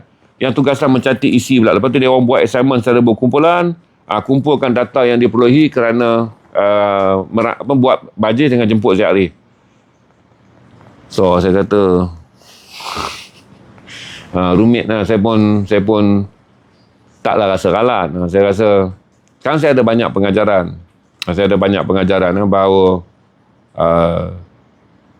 tak payah ramai. Yang penting yang sedikit. Kemudian kita dapat berkongsi lebih dekat, dia orang boleh tanya, kita boleh jawab, dia orang boleh lepak, dia orang boleh tanya. Boleh Tuan Haji bagi nasihat sikit? Selalu saya bagi nasihat, Jack Tan terus tanya je. Tengok Jack Stang ni dia tanya apa? Saya jawab yang Sari Stam dulu. Sari Nizam. Tindakan terbaik untuk mengatasi rendah diri dalam komunikasi baik. Dia jangan overcome nanti jadi sombong. Rendah diri ni sifat yang mulia. Ingatlah, untuk mengatasi rendah diri dalam komunikasi ni bukan salah rendah diri. Rendah diri itu sifat yang mulia. Okey, bukan orang selalu ingat dah kau ni ada rasa rendah diri. Tak, jangan disalahkan rendah diri itu. Rendah diri itu sifat yang mulia. Yang awak tak adalah keyakinan diri. Rendah diri bukan lawan keyakinan diri. Ni saya bagi tahu bukan pening kan, dengar betul-betul. Rendah diri semua orang kena ada. Semua, sebab tu siapa yang kenal saya banyak, dia selalu kata kau kenal mana-mana, dia humble sebenarnya. Saya ingat, rendah diri semua orang kena ada. Lepas tu keyakinan diri kena develop di hal yang lain pula. Keyakinan diri ni bukan boleh pakai 24 jam. Dia pakai di tempat yang perlu. Rendah diri ni perkara yang perlu. Jadi selalunya orang salah faham. Dia kata kelemahan dia kerana dia ada rendah diri. Tak. Rendah diri itu penting. Yang sekarang ni tak boleh nak cakap sebab skill komunikasi tak dibaiki. Cara kaedah komunikasi tak dibaiki. Perkara yang nak dikomunikasikan tidak diperbaiki. Kemudian datanglah titik bimbang. Titik bimbang ni overthinking. Orang yang berada dalam tempat Sari Nizam ni overthinking. Dia nak buat satu benda je, 10 dia fikir. Masalah 10 dia fikir, semua bahagian yang tak boleh. Sebab dia tidak pernah dilatih untuk berfikir bagaimana membolehkan keadaan. Aku kalau cakap benda ni nanti salah, orang kutuk aku. Aku kalau cakap benda ni nanti kalau aku tersasul, malu aku. Maka proses pembelajaran tak akan bermula, Sari. Ingatlah, rendah diri jangan dibuang. Ini sifat yang mulia. Sebab semua orang dalam hidup dia selepas semua proses yakin diri semua, kita akan balik pada satu sifat, rendah diri. Kita masuk solat ke rendah diri, kita tunaikan puasa, bayar zakat, semua adalah kerana perasaan rendah diri. Kerana perasaan takut untuk melakukan sesuatu, kerana kita ada sifat rendah diri. Maka saya jelaskan pada tuan-tuan, jangan buang rendah diri itu. Dia soal yang tak boleh tadi komunikasi, itu soal yang lain. Anda tidak pernah membeluk skill keyakinan diri. Keyakinan diri ni skill dia penting. Dia panggil corporate, nak level kita kena ada self-confidence bila kita present. Okey, nak ini. Rendah diri ni perlu seumur hayat sampai mati. Sebab takut kita ni masuk dalam neraka Allah kerana menjadi orang yang sombong. Kerana rendah diri ni lawan dia adalah perisai perlindungan diri kita daripada sikap sombong. Masalah yang nak diatasi tentang komunikasi ni bukan masalah rendah diri, masalah keyakinan diri. Rendah diri ni lain, keyakinan diri ni lain. Rendah diri ni adalah perisai yang sangat bagus untuk melindungi kita daripada datangnya sifat sombong. Yang tadi kurangnya rasa tu adalah keyakinan diri. Dia develop yang lain pula. Kena bercakap selalu, membaca selalu. Faham dan bermula dengan berdikit-dikit. Keyakinan ni bermula dengan dikit-dikit. Sebab dia ilmu yang ibarat pakaian. Di tempat yang perlu je kita pakai. Jadi bila kita nak pergi beli pisang, tak boleh pergi beli dengan yakin diri. Ni makcik, saya nak tanya dengan makcik, pisang ni harga berapa? Dia tak boleh lah pergi. Sebab kita pergi membeli dengan harga, dengan cara rendah dia. Makcik tu tanya pisang ni berapa harga. Sebab pakaian rendah diri ni adalah pakaian hati. Keyakinan diri ni pakaian berkeperluan. Kan? Rendah diri ni adalah pakaian hati. Yakin diri nak buat presentation dalam komunikasi ni apabila dia berkeperluan yang kita pakai. Berkeperluan yang kita pakai. Sebab tu ada orang yakin dia benar. Tapi dia ada rendah diri. Macam sebagai contoh kita berurusan di luar. Saya selesaikan dulu supaya Sari faham. Sari pergilah. Dengan rendah diri Sari membeli. Maka tutur tu menjadi baik. Lepas tu makcik ni bagilah. Sari dengan rendah diri baru dapat melihat makcik ni susah. Maka Sari beli pisang tu RM8 adalah duit RM10. Rasa rendah diri itulah kemudiannya Sari kata, apalah makcik, RM2 ni ambil. Nanti makcik tu kata, tak apa, saya tambah kasih, tak apa makcik, RM2 ni makcik ambil. Makcik ni pula ada jangan. Maka itulah keindahan apabila kita berurusan dengan orang dengan rasa rendah diri. Kerana orang tu pula membalas dengan rasa hormat. Hal yang lain. Sebab dia perisai kepada sombong. Yang tadi ni Sari kena baiki kalau di dalam komunikasi ni adalah skill communication. Dia tak ada kena-mengena dengan rendah diri. Dia tak ada kena-mengena dengan rendah diri. Sebab tu orang yang menjadi good speaker, saya bagi tahu dekat tuan-tuan Ustaz Abdul Somad. Ketika dia berucap dan Ustaz Abdul Somad ketika dibawa makan adalah dua orang yang berbeza. Dua orang yang berbeza. Kalau baca dalam Rihlah Imam Syafi'i ni, saya petik Rihlah Imam Syafi'i ni. Dalam kita baca dalam bab 2 waktu dia sampai di Atua. Rihlah Imam Syafi'i, dia sampai di Atua. Imam Syafi'i ni orang miskin. Sampai umur 14 tahun, mak dia tak pernah bagi dia merasa nasib sebab miskin. Dibesarkan oleh ibu tunggal. Dia hanya makan roti je. Roti ni maksudnya dia cicah roti, lepas tu dia cicah lah. Kalau tak ada, dia kata dia minum air. Kalau mak dia dapat sediakan dia sikit humus, dia makan dengan humus. Sampai tengah-tengah dia menggembara. Orang kaya ra'i kan dia. Kerana tahu ini adalah Imam Syafi'i yang sangat masyhur di kota Mekah. Pada usia 10 tahun, dia dah pun tak apa-apa menulis kitab. Pada usia 14 tahun, semua guru lari. Tak mau mengajar dia kerana pandai sangat Imam Syafi'i ini di atas. Sebagai riwayat mengatakan 12, sebagai riwayat mengatakan 14 guru di Mekah tak nak ajar lagi dah sebab dia pandai. 5 tahun dia dah hafiz Quran. Umur 10 tahun dia dah hafiz berbelah-belah ribu hadis. Maka sampai satu tempat kata Imam Syafi'i, aku tahu orang ni memuliakan aku. Tapi Imam Syafi'i tak tahu kemuliaan diri dia. Dia kekal rendah diri. Jadi bila makan, orang ni semua lapar, orang kaya-kaya yang memberikan dia perlindungan dalam perjalanan pergi Madinah. Madinah ni jauh, tak boleh sampai dalam satu hari. Bermalamlah di tempat yang dia tak sesat. Dia duduk dengan peniaga-peniaga yang kenal. Inilah Asy-Syafi'i yang disebut orang sangat masyhur daripada kota Mekah. Dia diraikan. Maka bila majlis makan, orang-orang yang kaya-kaya ni makan dengan tangan. Mereka ni pedagang. Kata Imam Syafi'i kan, itulah pertama kali aku membelakangkan sunnah makan dengan 3 jari. Dapat takut sebab Imam Syafi'i dihormati. Kalau dia makan dengan 3 jari, tergamam orang yang makan dengan 5 jari ni. Tapi kata Imam Syafi'i, aku makan dengan 5 jari. Menjaga aib orang yang memuliakan aku tu lebih penting untuk menjaga sunnah yang aku amal cara daripada dia tak mau bagi orang tu rasa aib. Itulah pertama kali dia makan nasi dan itu pertama kali dia makan 5 jari. Sebab nak meraihkan orang yang memuliakan dia dengan tempat tinggal, orang yang bagi dia makan malam dan menerima dia dengan penuh keraian ketika mereka dia menyebut aku adalah Syafi'i daripada kota Mekah tanpa tahu dirinya tu sangat masyhur. Hinggalah sampai ke Atua dan juga Madinah. Maka saya jelaskan kepada Syahrir kan, yang Syahrir alami jangan salahkan rendah diri. Tak ada salah-salah, rendah diri ni dipersalahkan pula. Kerana Syahrir tak mengatasi skill dalam meyakinkan diri untuk buat presentation. Presentation ni skill yang lain pula. Dia panggil skill, bukan dia pakaian. Pakaian badan je. Hari berjabat kita kena pakai, kena tie. Okey, rendah diri ni pakaian hati. Kena sentiasa ada. Cuma orang yang berendah diri ni apabila dia pergi untuk menyampaikan sesuatu tentang komunikasi, dia kenalah ada keyakinan terhadap topik yang dia nak bentangkan. Tugas yang dia nak bentangkan. Jadi saya bagi tahu keyakinan diri ini adalah apa yang dipanggil professional spec. Spec kita dalam profession. Rendah diri ini adalah spec menuju mati. Tak ada tempat bagi orang sombong. Jadi baiki skill. Jangan salahkan rendah diri tu. Lepas tu bila orang rendah diri ni, kenapa dia tak boleh baiki skill? Bukan kerana rendah diri, kerana overthinking. Saya jumpa banyak orang. Orang yang tak boleh memperbaiki diri dia adalah kerana overthinking. Kerana dia ada masalah, dia tak mau menerima perubahan dalam hidup dia kerana dia memikirkan akibat lebih banyak daripada manfaat. Maka tak bergerakkanlah. Setiap kali dia nak buat sesuatu, dia fikir akibat. Berbanding dengan manfaat. Ustaz Abdul Somad, contoh dia. Saya bagi tahu banyak masa Syekh Nuruddin Abanjari juga. Selepas mereka bercakap dan mereka bercakap ni, waktu berbual, suara mereka perlahan. Waktu berbual, suara mereka perlahan. Waktu makan ni, saya diberitahu orang lah. Dia sangat-sangat menolak diraihkan sebagai orang yang sangat-sangat besar kedudukan dia. Dia tak samalah dengan setengah orang tu, murid kena kupaskan udang suap dekat guru dia. Maka saya jelaskan, seorang yang nak selesaikan balik tentang Sarul Nizam ni. Ya, banyak. Lepas tu tuan-tuan, banyak fikir akibat. Bila kita fikir akibat, tak buat apa. Sebenarnya kita kena buat. Sebab kemudiannya, yang mana menjadi manfaat, dia jadi formula untuk diteruskan. Yang mana bersifat akibat diperbaiki supaya dia tidak mengganggu perjalanan tujuan yang kita nak buat tu. Sebab tu kita tak buat apa-apa. Jadi saya beritahu dekat tuan-tuan, tindakan terbaik untuk mengatasi rendah diri dalam komunikasi, tidak. Langkah yang terbaik adalah tahu tentang skill komunikasi. Skill komunikasi ni kita belajar daripada pertama sekali awal, kita panggil tentang suara kita nak bercakap. Eye level kita nak tengok. Benda kita nak tengok. Presentation, body language kita. Tak pusing bontot tunjuk orang. Vocabulary, kekayaan perkataan untuk menyatakan sesuatu. Eye level, kita berada dekat buat presentation, tengok mata orang. Orang yang kehilangan pada tumpuan, kita pandang pada dia supaya dia memandang pada tumpuan. Kalau kita buat dalam meeting yang lebih kecil, dalam meeting lebih kecil kadang-kadang ada orang termenung, dia bingung kan. Kita kena tolong dia, pergi dan bercakap. Dalam presentation, tengok dia. Supaya dia punya bingung tu terfokus sikit dengan halaan yang kita bagi. Banyaklah skill communication ni. Dan dia bukan baiki rendah diri tu. Kena rendah diri itu adalah pelindung hati kita daripada sifat sombong. Yang tadi ada masalah dengan komunikasi bukan rendah diri. Kerana kamu tidak mendalami pengetahuan dia. Kamu tidak mendalami ilmu dia. Dia adalah skill. Communication adalah skill. Dia bukan masalah rendah diri. Orang selalu salah faham dengan meletakkan kata rendah diri ni terhukum sebagai kata yang negatif. Jangan. Pasal rendah diri ni adalah pakaian hati. Tu saya beritahu kata, bila anda ada ketakutan, anda ada kebimbangan, yang timbul masalah bukan masalah rendah diri. Adalah masalah keyakinan diri. Nah, keyakinan diri pun kita tak pakai 24 jam. Kita pakai dalam bentuk profession je. Sebab tu saya tak, kalau lah saya pergi, macam ni saya cakap dengan tuan-tuan ni, profession saya lah. Kalau tuan-tuan jumpa saya dekat luar, tak begini cakap saya. Saya dengar je.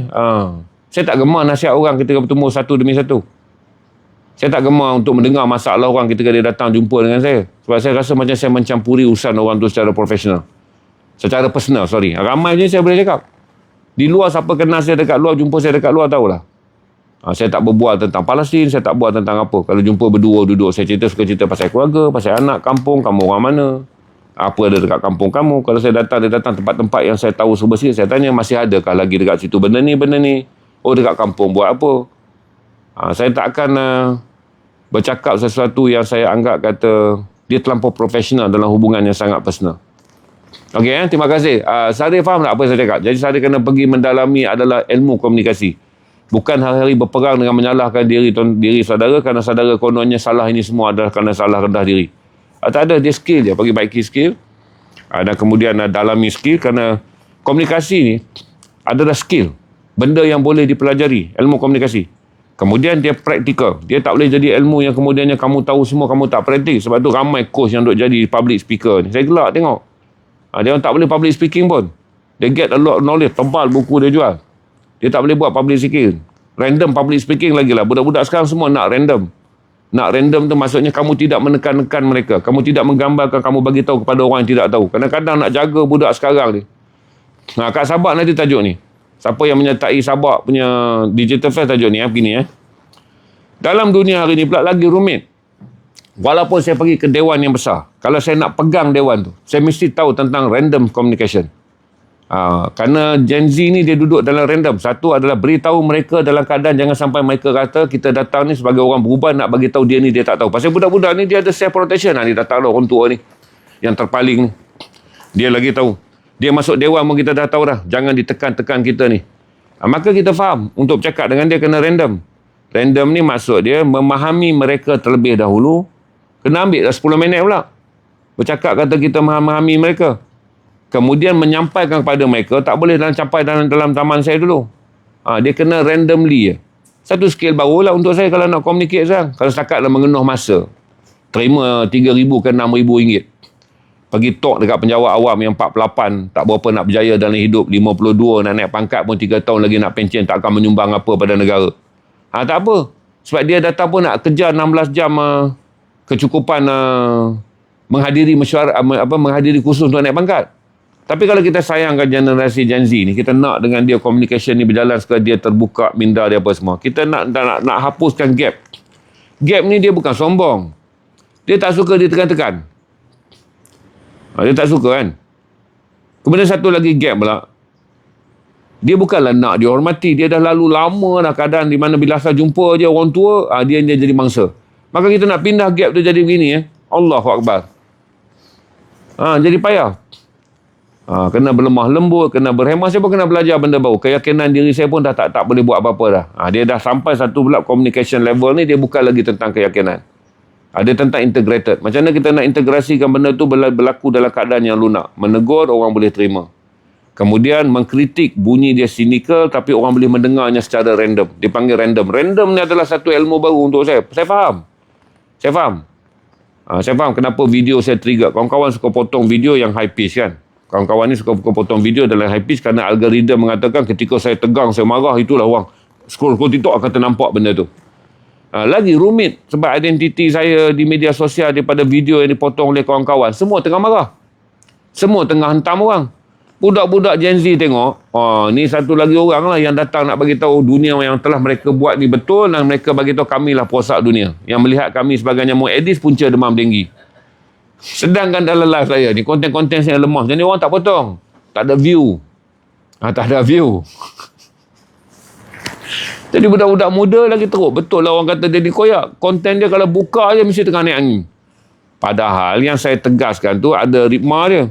Mula dipanggil ritma dia, kita panggil sebagai intro. Lepas tu bridge, baru chorus. Intro dengan bridge dia tak potong, dia potong chorus. Kau tanya saya sekarang aku jawab. 40,000 like. Tapi tak masuk akal. Dia potong kan. Kau tanya sekarang aku jawab. Potonglah. Video tu naik 40,000. Maka akhirnya semua orang yang tukang pakai video saya, dia kata clickbait saya macam tu lah. Dia tak tahu clickbait saya tu budak-budak Gen Z menyampah. Itu bukan clickbait untuk dia orang. Budak-budak, saya bagi tahu dekat tuan-tuan. budak-budak Gen Z ni, dia ada anak muda kita lah, saya sebutlah Gen Z lah, Gen X lah, yang 40-an. Dia berada dalam satu simpang hidup di mana tekanan telah pun ultimated untuk dia orang. Sebab tu orang-orang ni kita temui banyak perkataan healing. Kenapa tercipta perkataan-perkataan ni adalah kerana dia dah lalu ultimated dah. Ultimated tu ada satu, di mana-mana keadaan pun dia merasa hidup ni rumit. Satu, rakan-rakan sebaya dengan dia belum memegang kuasa. Rakan sebaya dengan dia sama je. Dia kena menghadap kita ni lah. Ataupun generasi 40-an ni yang mewakili Y. Yang mana dalam dunia di mana mereka bercita-cita, mereka melihat banyak perspektif baru dalam kehidupan. Yang against. Yang dia orang rasa tak terbawa Gen Y, Gen Z ni, benda-benda yang terbawa oleh Gen X dan Gen Y, dia dah rasa dia ada view yang baru. Dan dia tak boleh gain view tu sebab kita pemegang tembok. Kita ni adalah tembok sangat kuat, dia nak langgar tak boleh. Maka bila tembok ni pergi kepada dia, tembok ni nak kena jelaskan kenapa kita berada di sini, dan dia boleh, kalau dia ada idea yang baik, dia boleh pasang tangga je langkau kita. Jangan panik, kamu tak perlu berlari dulu dan langgar tembok. Kalau kamu rasa kamu lebih bijak, dapatkan tangga.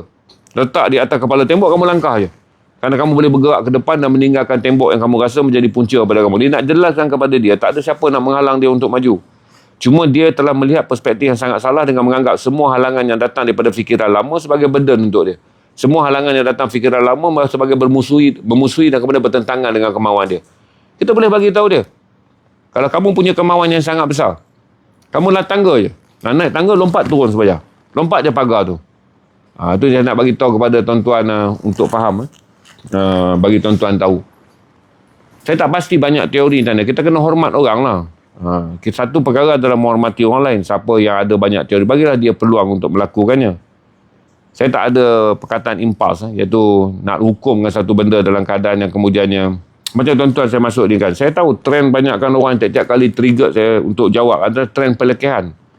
Kita ada benda seperti banyak perkara tentang pelekehan. Tak, saya bukanlah kata dulu saya pemuda, saya datang daripada Angry Young Man tahun 80-an. Tak mau kerja makan gaji. Kerana nanti akan banyak ikut arahan. Menyalahkan sistem. Kerana sistem kapitalis lah apa semualah jadilah gerakan kiri pada tahun 84 sampai 91. Sampailah saya pergi ke universiti. Bila 7 tahun yang sama dan gelap dalam hidup tak menentu, tak apalah, saya dapat pergi universiti, saya dapat jawapan yang kuat. Betul, pendidikan penyelesaian, kalau kamu nak ubah, ubahlah dari dalam. Jadi saya fikir kata macam tu lah, tuan-tuan. Untuk tuan-tuan lakukan. Satu adalah awasi, satu adalah jump to conclusion. Elakkan daripada kita conclude semua benda dengan begitu mudah. So, fikiran kita ni, kita tak nak rumit. Dia ni, ni. Kita tak nak rumit kan. Lepas tu trigger point lah. Saya tengok orang tua ni pun ada banyak lah dia yang dia wariskan pada tuan-tuan. Aqua Roja ada 20 set lagi dia tinggal last. Hari ni saya rasa awal lagi ni, 6.15. Tadi dah naik buku dah. Tak naik buku lagi. Nanti kalau tuan-tuan rasa nak Imam Ghazali, sebab saya sentuh Imam Ghazali ni ada, tapi tak banyak lah. Saya rasa buku ni pun tinggal sikit je habis lah. Buku ni ada 50 buah lagi. Kita jual RM 39 jadi 35. Kalau hari ni dia orang nak bagi 32. Imam Ghazali tuan-tuan baca. Ingat tau, jangan bagi anak tuan-tuan baca walaupun dia bacaan untuk kanak-kanak dan remaja. Baca dulu sebab tuan-tuan tak kenal Imam Ghazali sama seperti saya tak kenal. Tapi kita baca lama kita akan kenal. Imam Ghazali meletakkan jawatannya di Mazazah Nabiyah. Lepas tu Imam Ghazali mendermakan lebihan duit dan menyediakan keperluan untuk isteri dan anaknya. Pada 1095 beliau bergerak ke Damsyik sebagai pengunjung. Kemudian di Damsyik tak ada siapa mengenal Imam Ghazali ni. Bacaannya ni. Tuan-tuan baca dulu. Buku ni datang dalam edisi mewah. Kulit tebal terbitan IDB. Jadi kalau tuan-tuan nak, saya belanja tuan-tuan. Dengan harga diskaun RM7. Selalu kita turun sampai 35 je. Tapi RM32. Kalau buku ni, RM18. Kita ada lagi kan? Ni RM18 je. 26 pesan Imam Ghazali. Tentang orang-orang yang merasa diri dia sempurna. Tapi kata dia nak menyemak semula diri sempurna, dah semaklah pada sikap kamu. Kalau kamu ada 26 sifat ni, berarti ibadah apa yang kamu buat pun dia tidak melindungi kamu. Kalau yang tuan-tuan nak yang lebih akademik, ini ditulis oleh Imam Ghazali pada tahun 1109. 2 tahun sebelum dia meninggal, sebab Imam Ghazali meninggal 1111. Imam Ghazali macam Imam Syafi'i, tak panjang usia mereka. Imam Syafi'i umur 54 dah wafat. 200 tahun kemudian lah Imam Ghazali, dia umur 53 dah wafat. Kalau tuan-tuan nak, yang ni ambil RM18. Kalau tuan-tuan nak yang ni, ambil RM60 yang ni. Ni 60. Kalau tuan-tuan nak ambil combo ni, saya bagi RM70 ya dekat tuan-tuan. Tuan-tuan dapat dua Imam Ghazali. Satu Imam Ghazali menulis sendiri. Ini adalah kajian akademik oleh William Montgomery Ward yang study Imam Ghazali pada tahun 39, tahun 73. Berarti selepas 34 tahun dia meneliti kitab-kitab Imam Ghazali, dia menulis sebuah karya, sebuah analisis akademik mengatakan Imam Ghazali adalah ilmuwan yang paling ulung dari segi penghujahan akademik. Maka tu relevan, orang panggil dia Hujatul Islam, pembela Islam, kaedah berhujah Imam Ghazali. Kan tuan-tuan nak. Kalau yang ni tuan-tuan nak berasingan, saya jual dekat tuan-tuan RM32 hari ni kan. Okey. Perfume pun dah tinggal habis. Saya tinggal last dah perfume tu. Kuah rojak ada 20 tuan-tuan lock je. Saya tak preview mukbang dah hari. Kuah rojak saya masih ada lagi 20 set je. Sebab semalam patut tinggal 12. Tapi orang yang ambil to cut 8 tu dia tak ambil. So kalau siapa nak kuah rojak, saya masih ada lagi daripada 500 set. Inilah 20 set yang last. 480 telah dijual. Kalau tuan-tuan nak kuah rojak, sekali dengan kacang dia. Sekali dengan kacang dia. Kami hantar 2 kacang ni. Okey. 2 kacang yang tumbuk cantik ni dah kami akan packing. Dalam bentuk balloon packing untuk sampai pada tuan-tuan. Tuan-tuan nak. Okey. Tuan-tuan pakai je. RM25 22 ni. Saya ada 20 set lagi je. Saya tak buat mukbang ni sebab saya nak jaga perut je. Kerana saya belum makan apa lagi hari ni. Terlewat bangun. Okey, kalau tuan-tuan nak yang ni, tuan-tuan lock kalau tuan-tuan nak buku ZRA, tadi siapa yang kata dia berada dalam titik terendah ke apa ke, nak baca buku-buku saya mengenai bagaimana saya mengendalikan zaman-zaman 7 tahun yang mengelirukan. Bagaimana pergaulan saya dengan Syahnun Ahmad Nasir Jani, pergaulan saya dengan Khalid Saleh, pergaulan saya dengan bermulanya dunia tanpa apa-apa dengan Lolok. Perhubungan saya dengan Sabri Yunus, Pian Habib. Filem-filem mempengaruhi saya, buku yang mempengaruhi saya. Dunia pasar, pembelaan saya terhadap miskin bandar, kanak-kanak di jalanan, sampailah 10 bab saya dengan Selamat Asrin. Kalau tuan-tuan nak, buku ni hari ni saya jual RM25 je. Satu RM25. Kalau tuan-tuan nak combo dengan anekdot buku saya yang terbaru ni, 2 ni kami jual sekarang RM60 je. Cerita sikit. Nak suruh baca dalam buku anekdot jalanan ni. Lepas itu saya baca Datuk Sri Vida Okey, saya baca yang ni. Lolok narrator dengan si narrator lirik dengan 1000 cerita.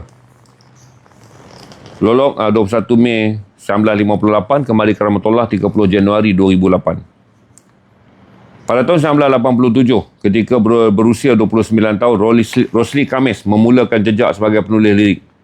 Waktu belum popular, anak muda bermata bakuk dan berkacamata tebal ini antara kaki debat di meja kopi restoran Hamid, Pasar Seni, Kuala Lumpur. Itu nature biasa. Fasa awal anak-anak muda yang tumbuh menjadi seniman pada awal dekad 80-an hingga 90-an. Pada era ini, forum sastra dan pentas bicara yang formal dikuasai para pemikir, sarjana dan seniman elitis. Anak muda yang datang dengan idea-idea baru dianggap sebagai seniman kutu jalanan yang hanya layak berforum di meja kopi. Itu pilihan terbaik untuk berkembang dan mengejar cita-cita. Kolaborasi dan juga berformasi satu sama lain, idea yang kami lakukan pada waktu itu hanyalah di meja kopi. Anak muda tanpa nama tapi muncul dengan filsuf seni yang rebel dan ambisi luar biasa jarang diberikan ruang di pentas elit. Pada era tanpa media sosial dan pemikiran media cetak dikawal oleh establishment, meja kopi lah satu-satunya pilihan yang ada bagi kami semua untuk berforum dengan idea kami yang aneh dan luar biasa. Antara yang paling rebel adalah Lolok, seorang budak yang sukakan muzik. Pada masa itu, dunia pop menolak sebarang bentuk kompromi dengan lirik lagu-lagu yang aneh, apatah lagi yang advance. Seniman boleh ditindas, tapi tidak mungkin semangatnya dibunuh. Aku heran kenapa orang masih anggap benda-benda pelik tak ada dalam lirik, sedangkan benda-benda pelik tak boleh ada dalam lirik, sedangkan beratus kali pun kalau dalam dunia ni, kita boleh tahu benda pelik yang boleh kita payangkan, kata Lolok. Saya berusia 20 tahun ketika Pakas Seni dibuka pada tahun 1987 dan menjadi tempat anak-anak muda memburu kerjaya seni dan bertemu dan saling bertukar fikiran. Kuala Lumpur kota seni bagi anak-anak muda yang datang seluruh negara bertemu dan berbincang soal idea-idea baru, sekaligus mengatur langkah untuk memulakan kerjaya. Mengenali Lolok itu sendiri pun sudah dikatakan menepati kata-kata itu sendiri. Dia bergulat dengan idea-idea aneh yang sukar diterima. Lolok, budak Singapura yang datang ke Kuala Lumpur dengan fikiran yang sangat jenuh, dengan keriuhan mahukan pembaharuan. Pada era itu, lirik masih lagi ditulis dengan puitis, skema, populis dan tidak terbeban dengan budaya berfikir. Malah lirik lagu-lagu rock kapak pun yang hanya keras pada muziknya.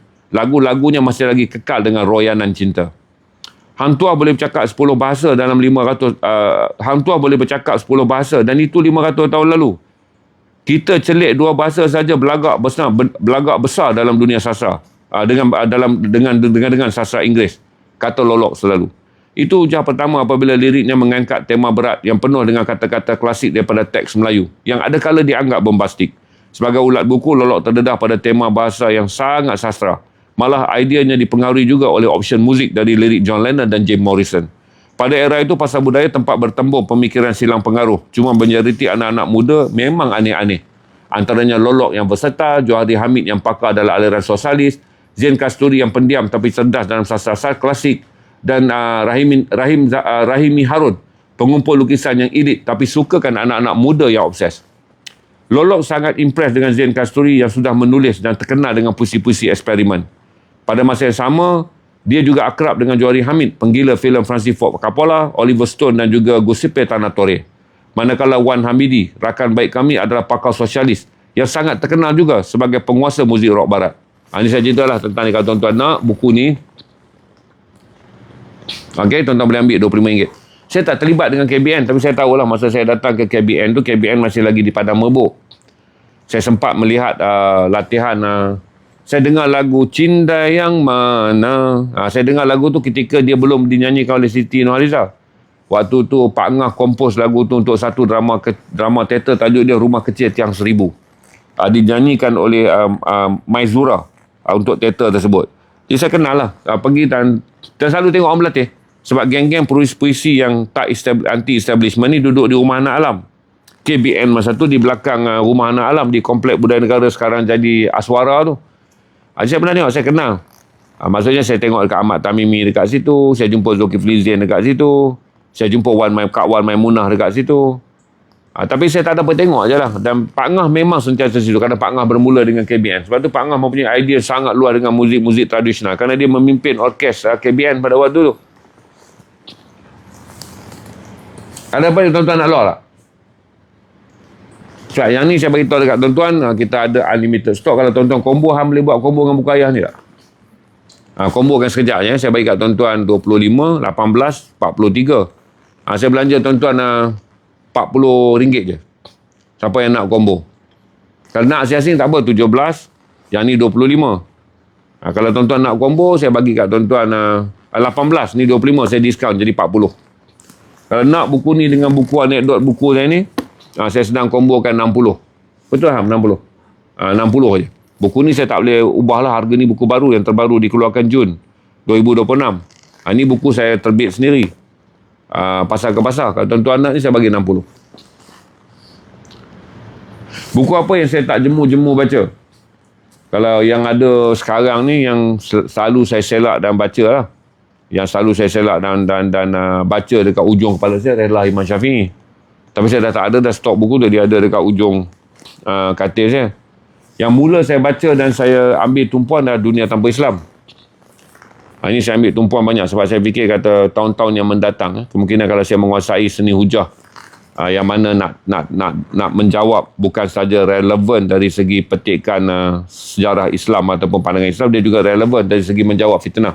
Tak ada Islam daripada kacamata orang Barat.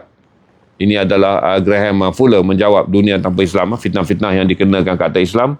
Sedangkan kejahatan sebenar yang dilakukan sebelum kedatangan Islam pun dah ada perang manusia berbunuh. Islam tak terlibat dengan 60 juta orang yang mati dalam Perang Dunia Kedua.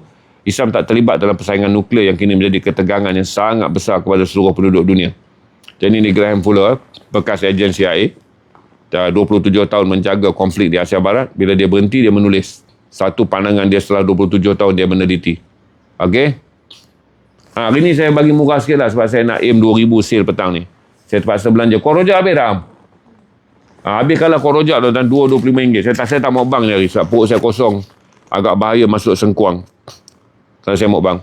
Kalau mau bang habis lah ni. Saya tak nak tuan-tuan ambil RM25. Kalau saya mau bang, tuan-tuan terliur, tuan-tuan akan beli. Okey, ada apa lagi tuan-tuan nak buat tak? Minyak wangi tinggal berapa set? Satu set lagi? Tinggal satu jenis ni je. Siapa nak perfume ni tinggal yang dua ni. Tinggal 2 pieces je. Iaitu cempaka dan juga cempaka saja. Tinggal 2 botol. Kalau siapa nak cempaka ni bagi RM20 je. Cempaka ada 2 botol last Perfume ni saya dah jual lebih 20,000 botol dalam tempoh daripada zaman FFB kita jual. Dah 4 tahun. 20 lebih ribu botol kerana projek ni lah projek di mana kami membantu pengeluaran Bumi Putra. Kami jual dan keuntungannya. Diskaun TikTok bagi 12%. Mati saya. Saya dah lah turun harga sebab diskaun nanti TikTok potong duit saya. Bulan lepas kan tuan-tuan melenjan diskaun tu. 7,000 lebih. Komisen saya dipotong sebab diskaun TikTok tak pernah bagi. Diskaun TikTok akan ambil balik daripada duit peniaga. Tu TikTok bagi lagi 12%. Saya dah diskaunkan dah. Ambillah minyak wangi tu tinggal 2 je. Saya belanja hari ni 1 RM20 je.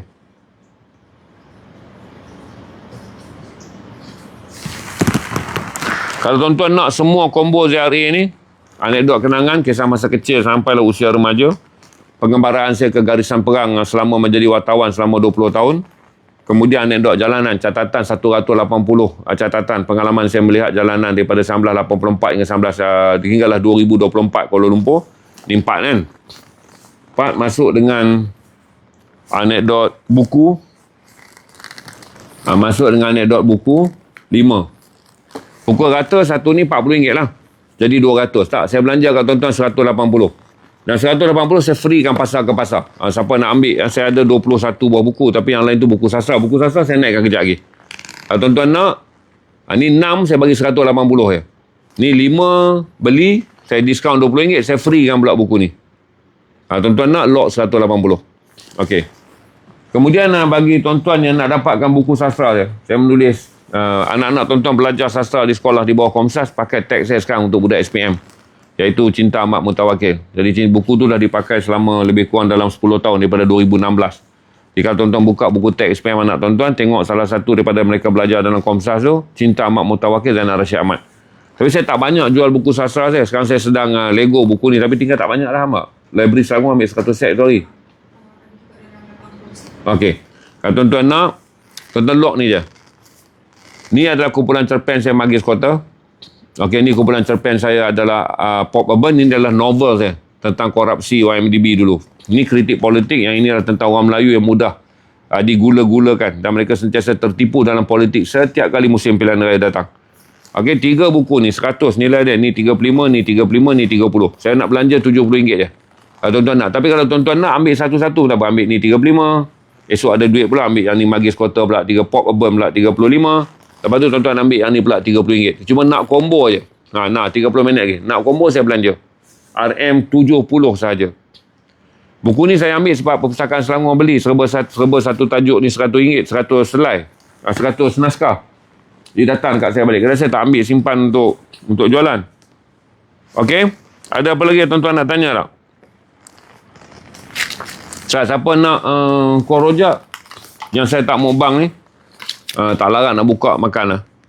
Perut saya kosong ni. Ni 500 set. Yang tinggal sekarang berapa set, Ilham? 11 lagi. Cepat, daripada 20 dah 9 orang beli. Ambil je 2 ni RM25. Sekali dengan kacang dia. Untuk tuan-tuan makan dalam bentuk sengkuang calit ataupun kuah rojak ni kacang ni. Tuan-tuan beli 2, dapat 2 lah kacang dia. Nanti saya packing, saya kemas ni. 2 ni sebab tuan-tuan tak boleh beli satu kan. 2 25. Saya bagi dengan kacang ni, kacang yang ditumbuk kasar ni. Kemudian saya packing dengan pembalut angin ni. Selamat sampai pada tuan-tuan. Walaupun dia datang dengan pack yang dah kemas. Lock je, tinggal lagi 11 je. Habiskanlah 20. Saya tak mau bang, saya tak makan ni. Saya tak bimbang perut saya akan menjadi lebih rumit apabila terpaksa ambil sengkuang begitu banyak. Dan 3 buku Imam Ghazali ni cepat. Kalau tuan-tuan nak, saya sedang belanja sekarang. RM3.65 kan. 68, diskaun RM7. 125. Mana-mana pun tuan-tuan boleh ambil. Ini Imam Ghazali daripada 250 ni tersenarai dalam 28 kitab dia yang masyhur.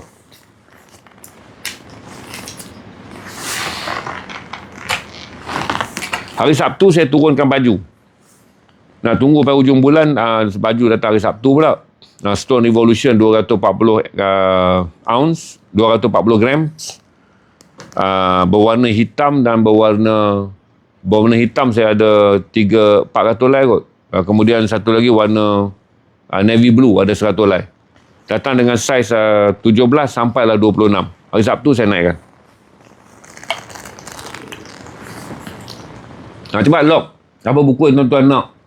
Ketika saya belanja murah.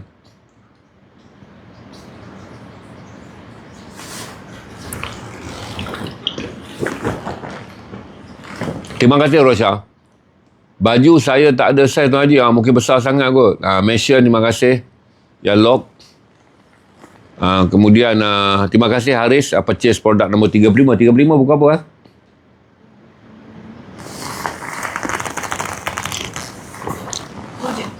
Roja. Mazlin Saad purchase 35. Mazlin Saad purchase 22. Izzo terima kasih purchase produk nombor 6. Ada apa tuan-tuan boleh buat? Kita ada masa panjang ni. Sambil dalam beg kuning ni tak apa. Tuan-tuan nak tanya hal-hal apa yang boleh saya bincang. Saya pun nak cari lagi RM800 je untuk target sale petang ni 2,000. Man, terima kasih Man. Add to cart produk nombor 30. Ada apa tuan nak tanya tak? Yang ada dalam ni 1,800 kan?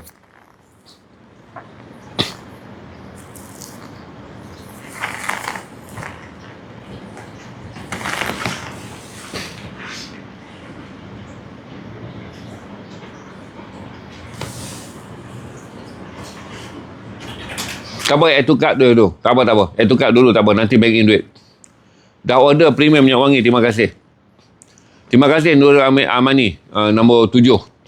Produk nombor 7. Apa nasihat Haji pada generasi awal 30-an? Dia sebenarnya, nama apa tekannya? James Abdul Rahim. Saya tak suka catalystkan orang mengikut jenis. Cabaran dia sama je, Zain. Saya selalu cerita dekat dia antara Zain dan saya. Kita orang yang tak sama macam pattern dulu. Orang tua boleh hidup makan pencet, tu perkataan lama. Alat muda mengharung hidup. Saya rasa salah satu benda yang saya tak beritahu tentang usia ni, saya beritahu kata hidup hari ni adalah kena sangat bersifat realistik. Lepas tu saya beritahu kata yang paling penting hidup hari ni dalam keadaan tuan-tuan nak berkembang, di tengah-tengah gairah menjadi anak muda, kecilkan circle. Habiskan masa dulu untuk kuatkan keterampilan diri. Jangan hidup dengan hidup tampil dengan circle. Circle ni benda-benda hobi yang tuan-tuan utamakan hingga dia mengganggu pertumbuhan diri tuan-tuan. Tuan-tuan kuat dalam bersosial kerana ada circle hobi, tapi tuan-tuan lemah dalam pembangunan diri. Kemudian lihat kerjaya tuan-tuan. Dan saya boleh bagi tahu kata kita akan diambat gaya hidup ni sampailah hujung zaman. Hinggalah tak ada hujung lah nakkan gaya hidup ni. Tapi selalunya dia akan mengganggu banyak keperluan-keperluan asas tentang hidup. Jadi bagi orang yang 30-an ni, kalau tuan-tuan bekerja, pastikanlah orang umur 30-an ni, dia panggil 5 tahun bekerja adalah mahir dengan apa yang kita pelajari. Nak menguasai benda yang kita pelajari. Lepas 5 tahun kan, kita boleh menguruskan apa yang kita pelajari. 5 tahun kemudian, kita boleh membuat keputusan tentang apa yang kita pelajari dalam kerjaya. Jadi 5 tahun pertama jadi eksekutif, kita boleh deliver apa yang kita buat. Kita ditugaskan. Kita boleh deliver, itu kita boleh execute kerja tu, mahir kita sebagai eksekutif. Kita naik jadi manager, kita boleh menguruskan tanggungjawab yang dibagi. Dulu kita buat, sekarang kita uruskan. Yang lepas tu 5 tahun lagi kita akan pergi kepada management level, di mana kita boleh membuat keputusan terhadap sesuatu pekerjaan. Satu bidang kita lah. Jadi pertama, 5 tahun pertama mahirlah dengan bidang kerja. 5 tahun kedua, hendaklah kamu tahu kamu boleh menguruskan bidang kerja. Dan yang ketiga, pekerjaan yang kita buat tu kita dah level untuk memikirkan idea dan melaksanakan keputusan-keputusan. So saya bagi tahu kata itu masa dia. Sebab saya, kalau hidup secara orang normal, review, baju saya tak ada apa. Saya memang pakai banyak kahat kalau saya teringin. Sebab itu hari je saya tengok WIP keluarkan balik jaket ni, saya pergi beli. Sebab saya tak begitu suka WIP. Sebab WIP keluar banyak streetwear, budak-budak muda, Gen Z pakai.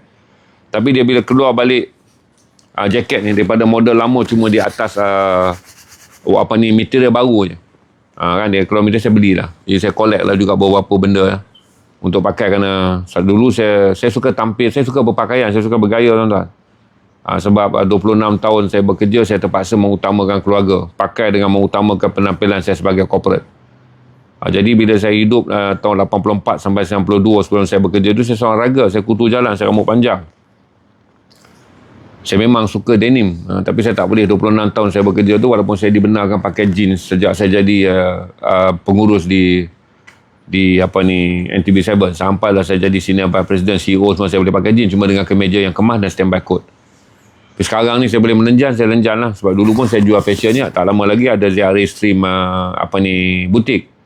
InsyaAllah bulan 10 doakan mudah saya launchingkan seluar keki, dan saya launching t-shirt chambray saya yang pertama.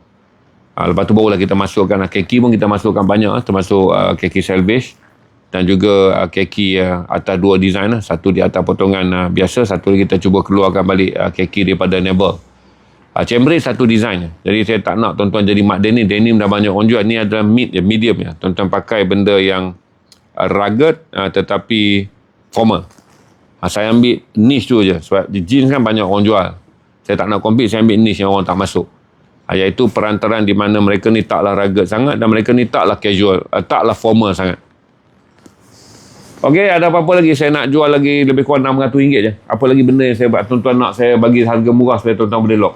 Saya nak jual RM600 lagi, tuan-tuan minta lah apa barang yang saya belum naikkan. Buku Muhammad, tuan-tuan nak tak buku Muhammad kalau saya belanja? Untuk capai RM600 lagi. Tak apa, dress up ni Ahmad, dia taklah penting. Saya ada banyak je kawan-kawan yang hebat. Dia pakai simple-simple je. Dia pakai simple-simple je. Sebab dia bukan benda mutlak dalam hidup. Dia option je. Jadi jangan kita jadikan benda-benda option sebagai benda mutlak. Fashion ni saya bagi tahu mutlak je. Dia option je.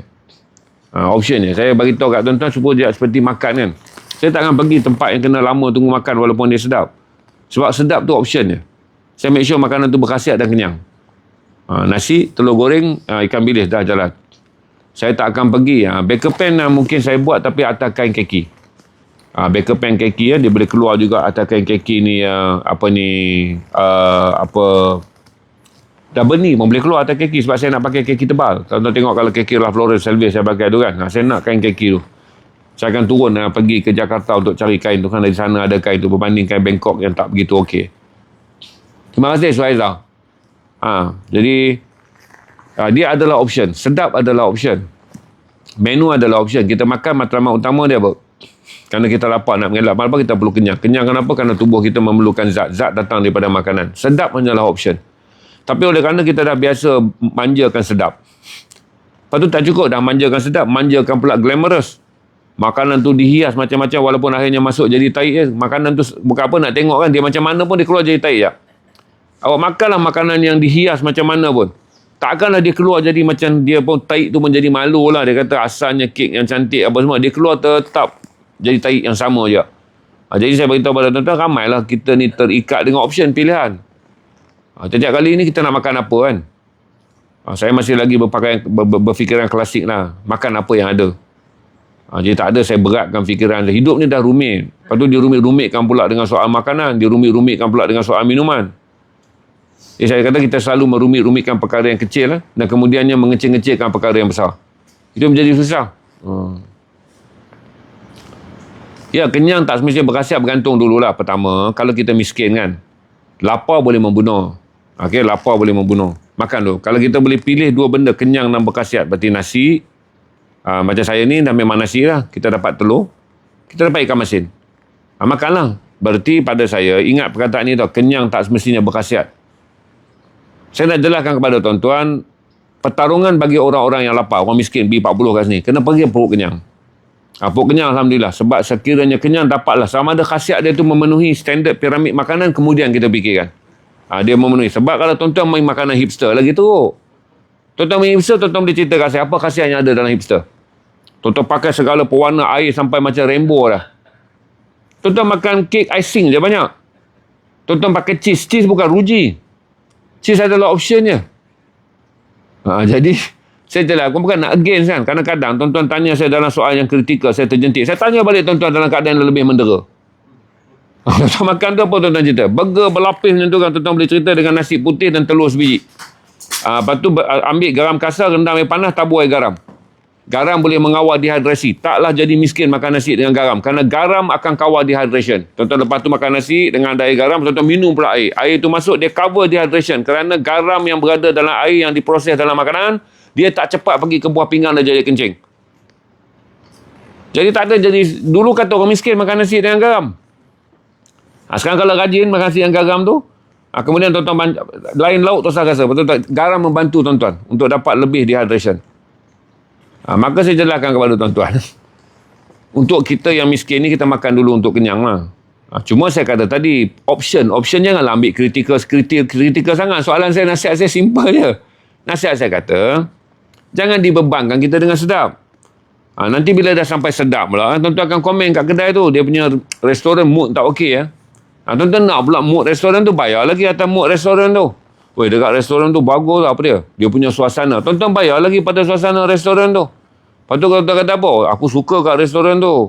Lepas tu apa, waiter dia memang steady. Tuan-tuan bayar lagi. Jadi akhirnya benda makan tu jadi complicated. Sebab tuan-tuan telah meletakkan option tu lebih penting daripada sifat makan tu. Jadi lama-kelamaan orang tak makan di rumah. Sebab orang dah mula hidup dengan mengatakan optional is a culture. Benda yang option dah telah dibudayakan. Jadi ramailah orang terpaksa bayar pada budaya makanan. Lepas tu dia komplain. Sekarang makan di KL mahal lah bang. Saya jawab senang je tadi. Kau balik, kau beli dapur gas, kau letak kat rumah. Gas tu aku tukar sebulan sekali je. Kau standby telur berlapis-lapis, kau makan nasi putih masak sendiri. Nasi tu pun berkhasiat. Telur putih dikatakan apa saja dalam dunia ni selesaikanlah dengan telur. Ini pandangan pakar. Kau makan. Jadi tak adalah kau nak hidup dalam keadaan merungut tentang makanan sekarang mahal sebab kau makan. Bukan makanan tu mahal. Kau makan kerana kau bayar optional. Yang pertama. Tapi telur dadah kat rumah. Kan saya jelaskan pada tuan-tuan. Kita tak bincang tajuk ni. Sebab orang Melayu tak mau bincang, nanti ramai orang marah. Tuan-tuan perasan tak? Tuan-tuan makan. Tuan-tuan jadi mahal kerana tuan-tuan bayar yang optional. Tempatnya, lokasinya, glamournya, value-nya, nilainya, apa semua. Tuan-tuan pun faham. Betul. Tuan-tuan bayar pada optional dia saja. Lepas tu tuan-tuan mengungut. Makanan sekarang mahal. Yalah lagi banyak optional tempat tu buat. Dia dekor lagi banyak. Servis dia jadi lagi bagus. Tuan-tuan kena bayar. Bukan tuan-tuan bayar atas nasi. Tuan-tuan bayar atas option. Option berada di tempat yang popular. Option berada dalam restoran yang perhiasan dia sangat cantik. Pinggan dia sangat kelas. Digital center. Robot nanti. Memang tuan-tuan kena bayar mahal lah atas option. Jadi, kalau orang tu suka mengungut gitu, saya kata baliklah kepada asas. Masak sendiri. Bila masak sendiri tak nak lah. Pasal kita rasa bang, makanan ni simbol status. Saya kata bukan makanan simbol status. Makan tu yang jadi simbol status. Jadi saya kata susah lah. Saya jadi susah lah dengan bagi tahu kata tuan-tuan nak spend untuk optional. Saya pun jawapan untuk saya murah. Kalau tak mau main baju kahat ni, mainlah jaket lain. Ada je jaket yang saya boleh beli dengan 100-200 ringgit. Tak payah pergi pada optional pasal nak pegang brand dia, nak pegang material dia, nak pegang ni keluaran daripada Europe market, ni keluaran daripada Asia market. Susah dia pakai je baju biasa. Tapi cuma jangan mengungut. Sebab tu kita kata, kalau kita kata jangan mengungut. Cuma kalau dah mengungut, saya balik paku buah keras. Masak sendiri, skill pun meningkat, keyakinan diri pun meningkat, proses merenung diri lah.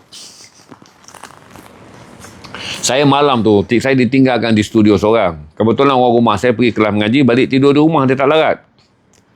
Saya perut lapar. Saya tak reti order online ni. Saya tak reti order online. Kalau habis terdesak pun Ilham order. Nak kacau Ilham, dia dah tidur. Tahu tak? Saya bangun. Saya jumpa bawang putih. Saya punya geram pisau tak mana letak. Rupanya pisau telah diubah dalam studio saya. Dia tak letak dekat sinki dah. Pisau dia letak depan tempat masak tu. Saya duduk cari, pegang bawang, pergi cari dekat tempat sinki, pisaunya tak ada. Nak makan Maggi, nak makan Maggi, nak makan mi segera, mi sedap. Tak apalah, ambil tapak tangan je, nak tumis. Tumis, Allah mak. Kain buruk pula saya tak tahu letak kat mana. Pegang tawel mandi saya, bawa air tu pergi ke sinki, tak ada air kan. Lepas dah tumis dengan minyak, dah cun dah, pergi dekat sinki, patah balik letak. Buka, mi sedap bubuh. Saya pergilah ambil penapis. Saya tak tahu bini saya tapis pakai penapis apa. Rupanya dia pakai penapis santan besi tergantung. Saya pergi ambil penapis plastik yang orang duk tapis laksa tu. Bila bubuh berjual tu orang ke bawah, jatuh kat sinki pula. Rasa-rasa macam nak menangis. Rupanya lubang penapis besen tu dia besar. Dia tapis laksa. Penapis santan saya tak nampak. Saya potong tu banyak tu ke bawah kan. Tapi saya kata sinki ni tak kotor. Saya orang lelaki yang tak berbersih. Ambil lah, balik basuh balik. Tak apa kan. Kita kan masak mi sedap, kita nak basuh balik. Baru kita nak bubuh ramuan dia. Rasa nak menitik air mata. Aku ni dah umur 59 tahun. Rasanya berduit. Rasanya hidup aku ni dah macam okey dah. Pasal malam ni jadi macam ni kat aku lah. Pasal hidup aku sedih sangat malam ni. Aku kata kenapalah jadi macam ni. Habis tu baru saya nampak. Pisau dekat depan ni, rupanya pisau tu dah dipindah daripada tepi sinki dalam bekas pisau tu, digantung supaya kita nak masak pisau depan mata. Lepas tu pergi-pergi baru nampak lah, tempat santan pun dia orang letak kat sini. Ini tempat tapis yang betul untuk mi sedap ni. Tak apa lah. Lepas tu saya mula, dulu kan saya main tinggal dia. Kan mi sedap tu bila kita dah buang kuah dia kan, melekit-lekit habis dekat tangan kan. Saya boleh ambil diri saya, pergilah buang lentur sampah elok-elok. Tuan-tuan, bila saya bercakap dengan diri saya macam berkelahi, pasal apa pula aku nak kena buang? Esok dia orang datang buang. Tak boleh lah macam tu. Cuba kau latih diri kau untuk buang. Macam ada 2 diri dalam tu. Pergilah ambil buang. Buang lentur sampah. Lentur sampah dekat je. Dia elok lagi, kau tak boleh lap sikit je. Saya rasa aku macam ada skizofrenia kan. Kau cubalah lap. Ambil je lap. Towel tu ada dekat atas meja tu, kau basah sikit dengan ICQ, kau pergi lap. Takkan kau nak tinggal besok melekat keras pula. Diri ni patuh dia pergi lap pula.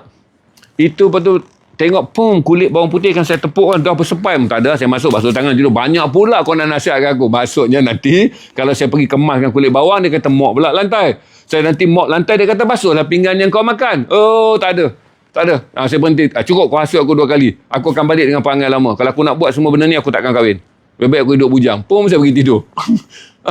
Mula-mula bagus saya pergi lap. Saya tak pernah buat kerja tu. Tuan-tuan nampak kulit bawang putih bila saya tumbuk kulit dia berselerak kan, sebab benda tak potong kan. Nampak? Saya kata kalau aku kemas kulit bawang putih sekejap lagi, mesti datang ambil mop kat bilik air. Mesti dia suruh mop lantai pula. Bila dia suruh mop lantai, pinggan aku makan yang aku tak pernah basuh, aku lempar dalam sini. Mesti dia suruh aku basuh pinggan. Mesti dia suruh. Tak ada, basuh tangan belah tu kan, masuk lah. Relax lah, tengok TV lah. Ada juga lah aku. Tapi perlahan lah belajar. Perlahan lah belajar.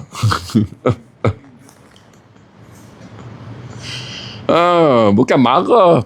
Tapi buat macam mana? Kita ada satu siapa pun aku kau bos. Dia duduk bisik pula. Sebenarnya kalau daripada dulu saya tinggal. Habis dia orang datang pagi, nampaklah bekas rempah-rempah tu. Saya masak bukan tujuan untuk mengemas. Saya masak tujuan untuk kenyangkan perut. Selesai matlamat masak perut kenyang, apa yang tinggal tu bukan urusan saya. Dunia akan menghantar takdir yang baru. Takdir saya masak adalah kerana saya nak selesaikan masalah kenyang. Lepas tu yang lain takdir lah yang selesaikan. Tapi sedih tuan-tuan bila dah bawa dalam periuk tu kan. Periuk tu dah kena pergi ke sinki pula. 5 langkah je. Tuan-tuan rupa-rupanya net besin tu besar. Dia hanya boleh tapis laksa tapi tak boleh tapis mi sedap. Berjurai-jurai lah mi tu jatuh dalam lubang penapis. Jatuh atas lantai yang dalam lubang sinki. Nasib baik lubang sinki tu bersih. Siapa kemas? Orang rumah saya kemas. Puan As datang, dia orang kemas. Dia orang dah tahu dah ni. Mesti raja masak malam ngamuk ni. Jatuh. Pegang dia pula panas. Bila kalau buka air tu akan pusingkan pula. Maggi tu dalam lubang keluar air sinki, lagi geli dah tengok kan. Sekarang dia jatuh tak apa dekat padang kata sinki tu. Kalau saya buka air nak sejukkan dia berpusing kat bawah. Dah benda tu menjulur ke dalam lubang tempat sinki yang tempat bawah. Lagi geli. Dalam panas tu ambil, dalam panas tu ambil, dalam panas tu ambil. Begitu dengan periuknya nak kena pegang, dengan besinnya lagi dah tersilap letak. Tapi semua selesai lah. Urusan tu selesai dengan baik. Maggi dia pun dah jadi tarik dah. Mi sedap pun dah jadi tarik. Selesai dah masalah lapar malam tu. Tuan-tuan nak apa ni buku? Itulah hidup kadang-kadang. Tapi tak apalah. Masak mi segera. Saya nak makan Maggi. Saya makan sedap. Mi sedap. Itulah.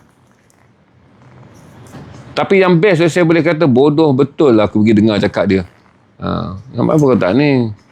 Ambil lah benda tu botong sampah. Kan nampak buruk kan. Dengan plastik Maggi. Dengan perisa dia yang perah tu kan. Saya boleh ikut lah letak. Macam ada 2 orang. Seorang tengah duduk jaga saya kat belakang macam tu kan. Lepas tu kau lap lah sikit tempat yang dekat dapur tu dah meleleh dengan kuah-kuah yang basah dengan air Maggi kau lagi. Lap mula. Lepas tu saya tak melampau. Kejap lagi aku kena. Bila nampak kulit bawang kat bawah kan, saya dah nampak aku nak kena kemas kulit bawang. Lepas tu nanti kau hasut aku ambil mop, aku mop pula lantai. Lepas tu aku kena bagi sinki, kena basuh, aku kena selesaikan semua benda. Hidup aku dah berterabur dah. Matlamat aku untuk kenyang. Jadi selesai. Yang lain, orang lain uruskan lah. Pandai pula nak suruh pergi buang semua sampah, nak suruh lap balik dekat tempat dapur. Lepas tu nak suruh pula kutip kulit bawang. Kau ingat aku ada banyak masa?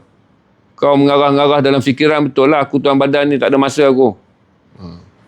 Okey, saya ucapkan terima kasih. Assalamualaikum warahmatullahi wabarakatuh. Kita jumpa 9 malam nanti. Saya update geopolitik sikit je. Kita free flow banyak minggu ni. Skizo tak tahulah. Tapi tak patut lah nak suruh saya buat semua. Saya kan lapar. Saya masak untuk menyelesaikan masalah lapar, bukan nak menyelesaikan masalah proses memasak. Terima kasih semua.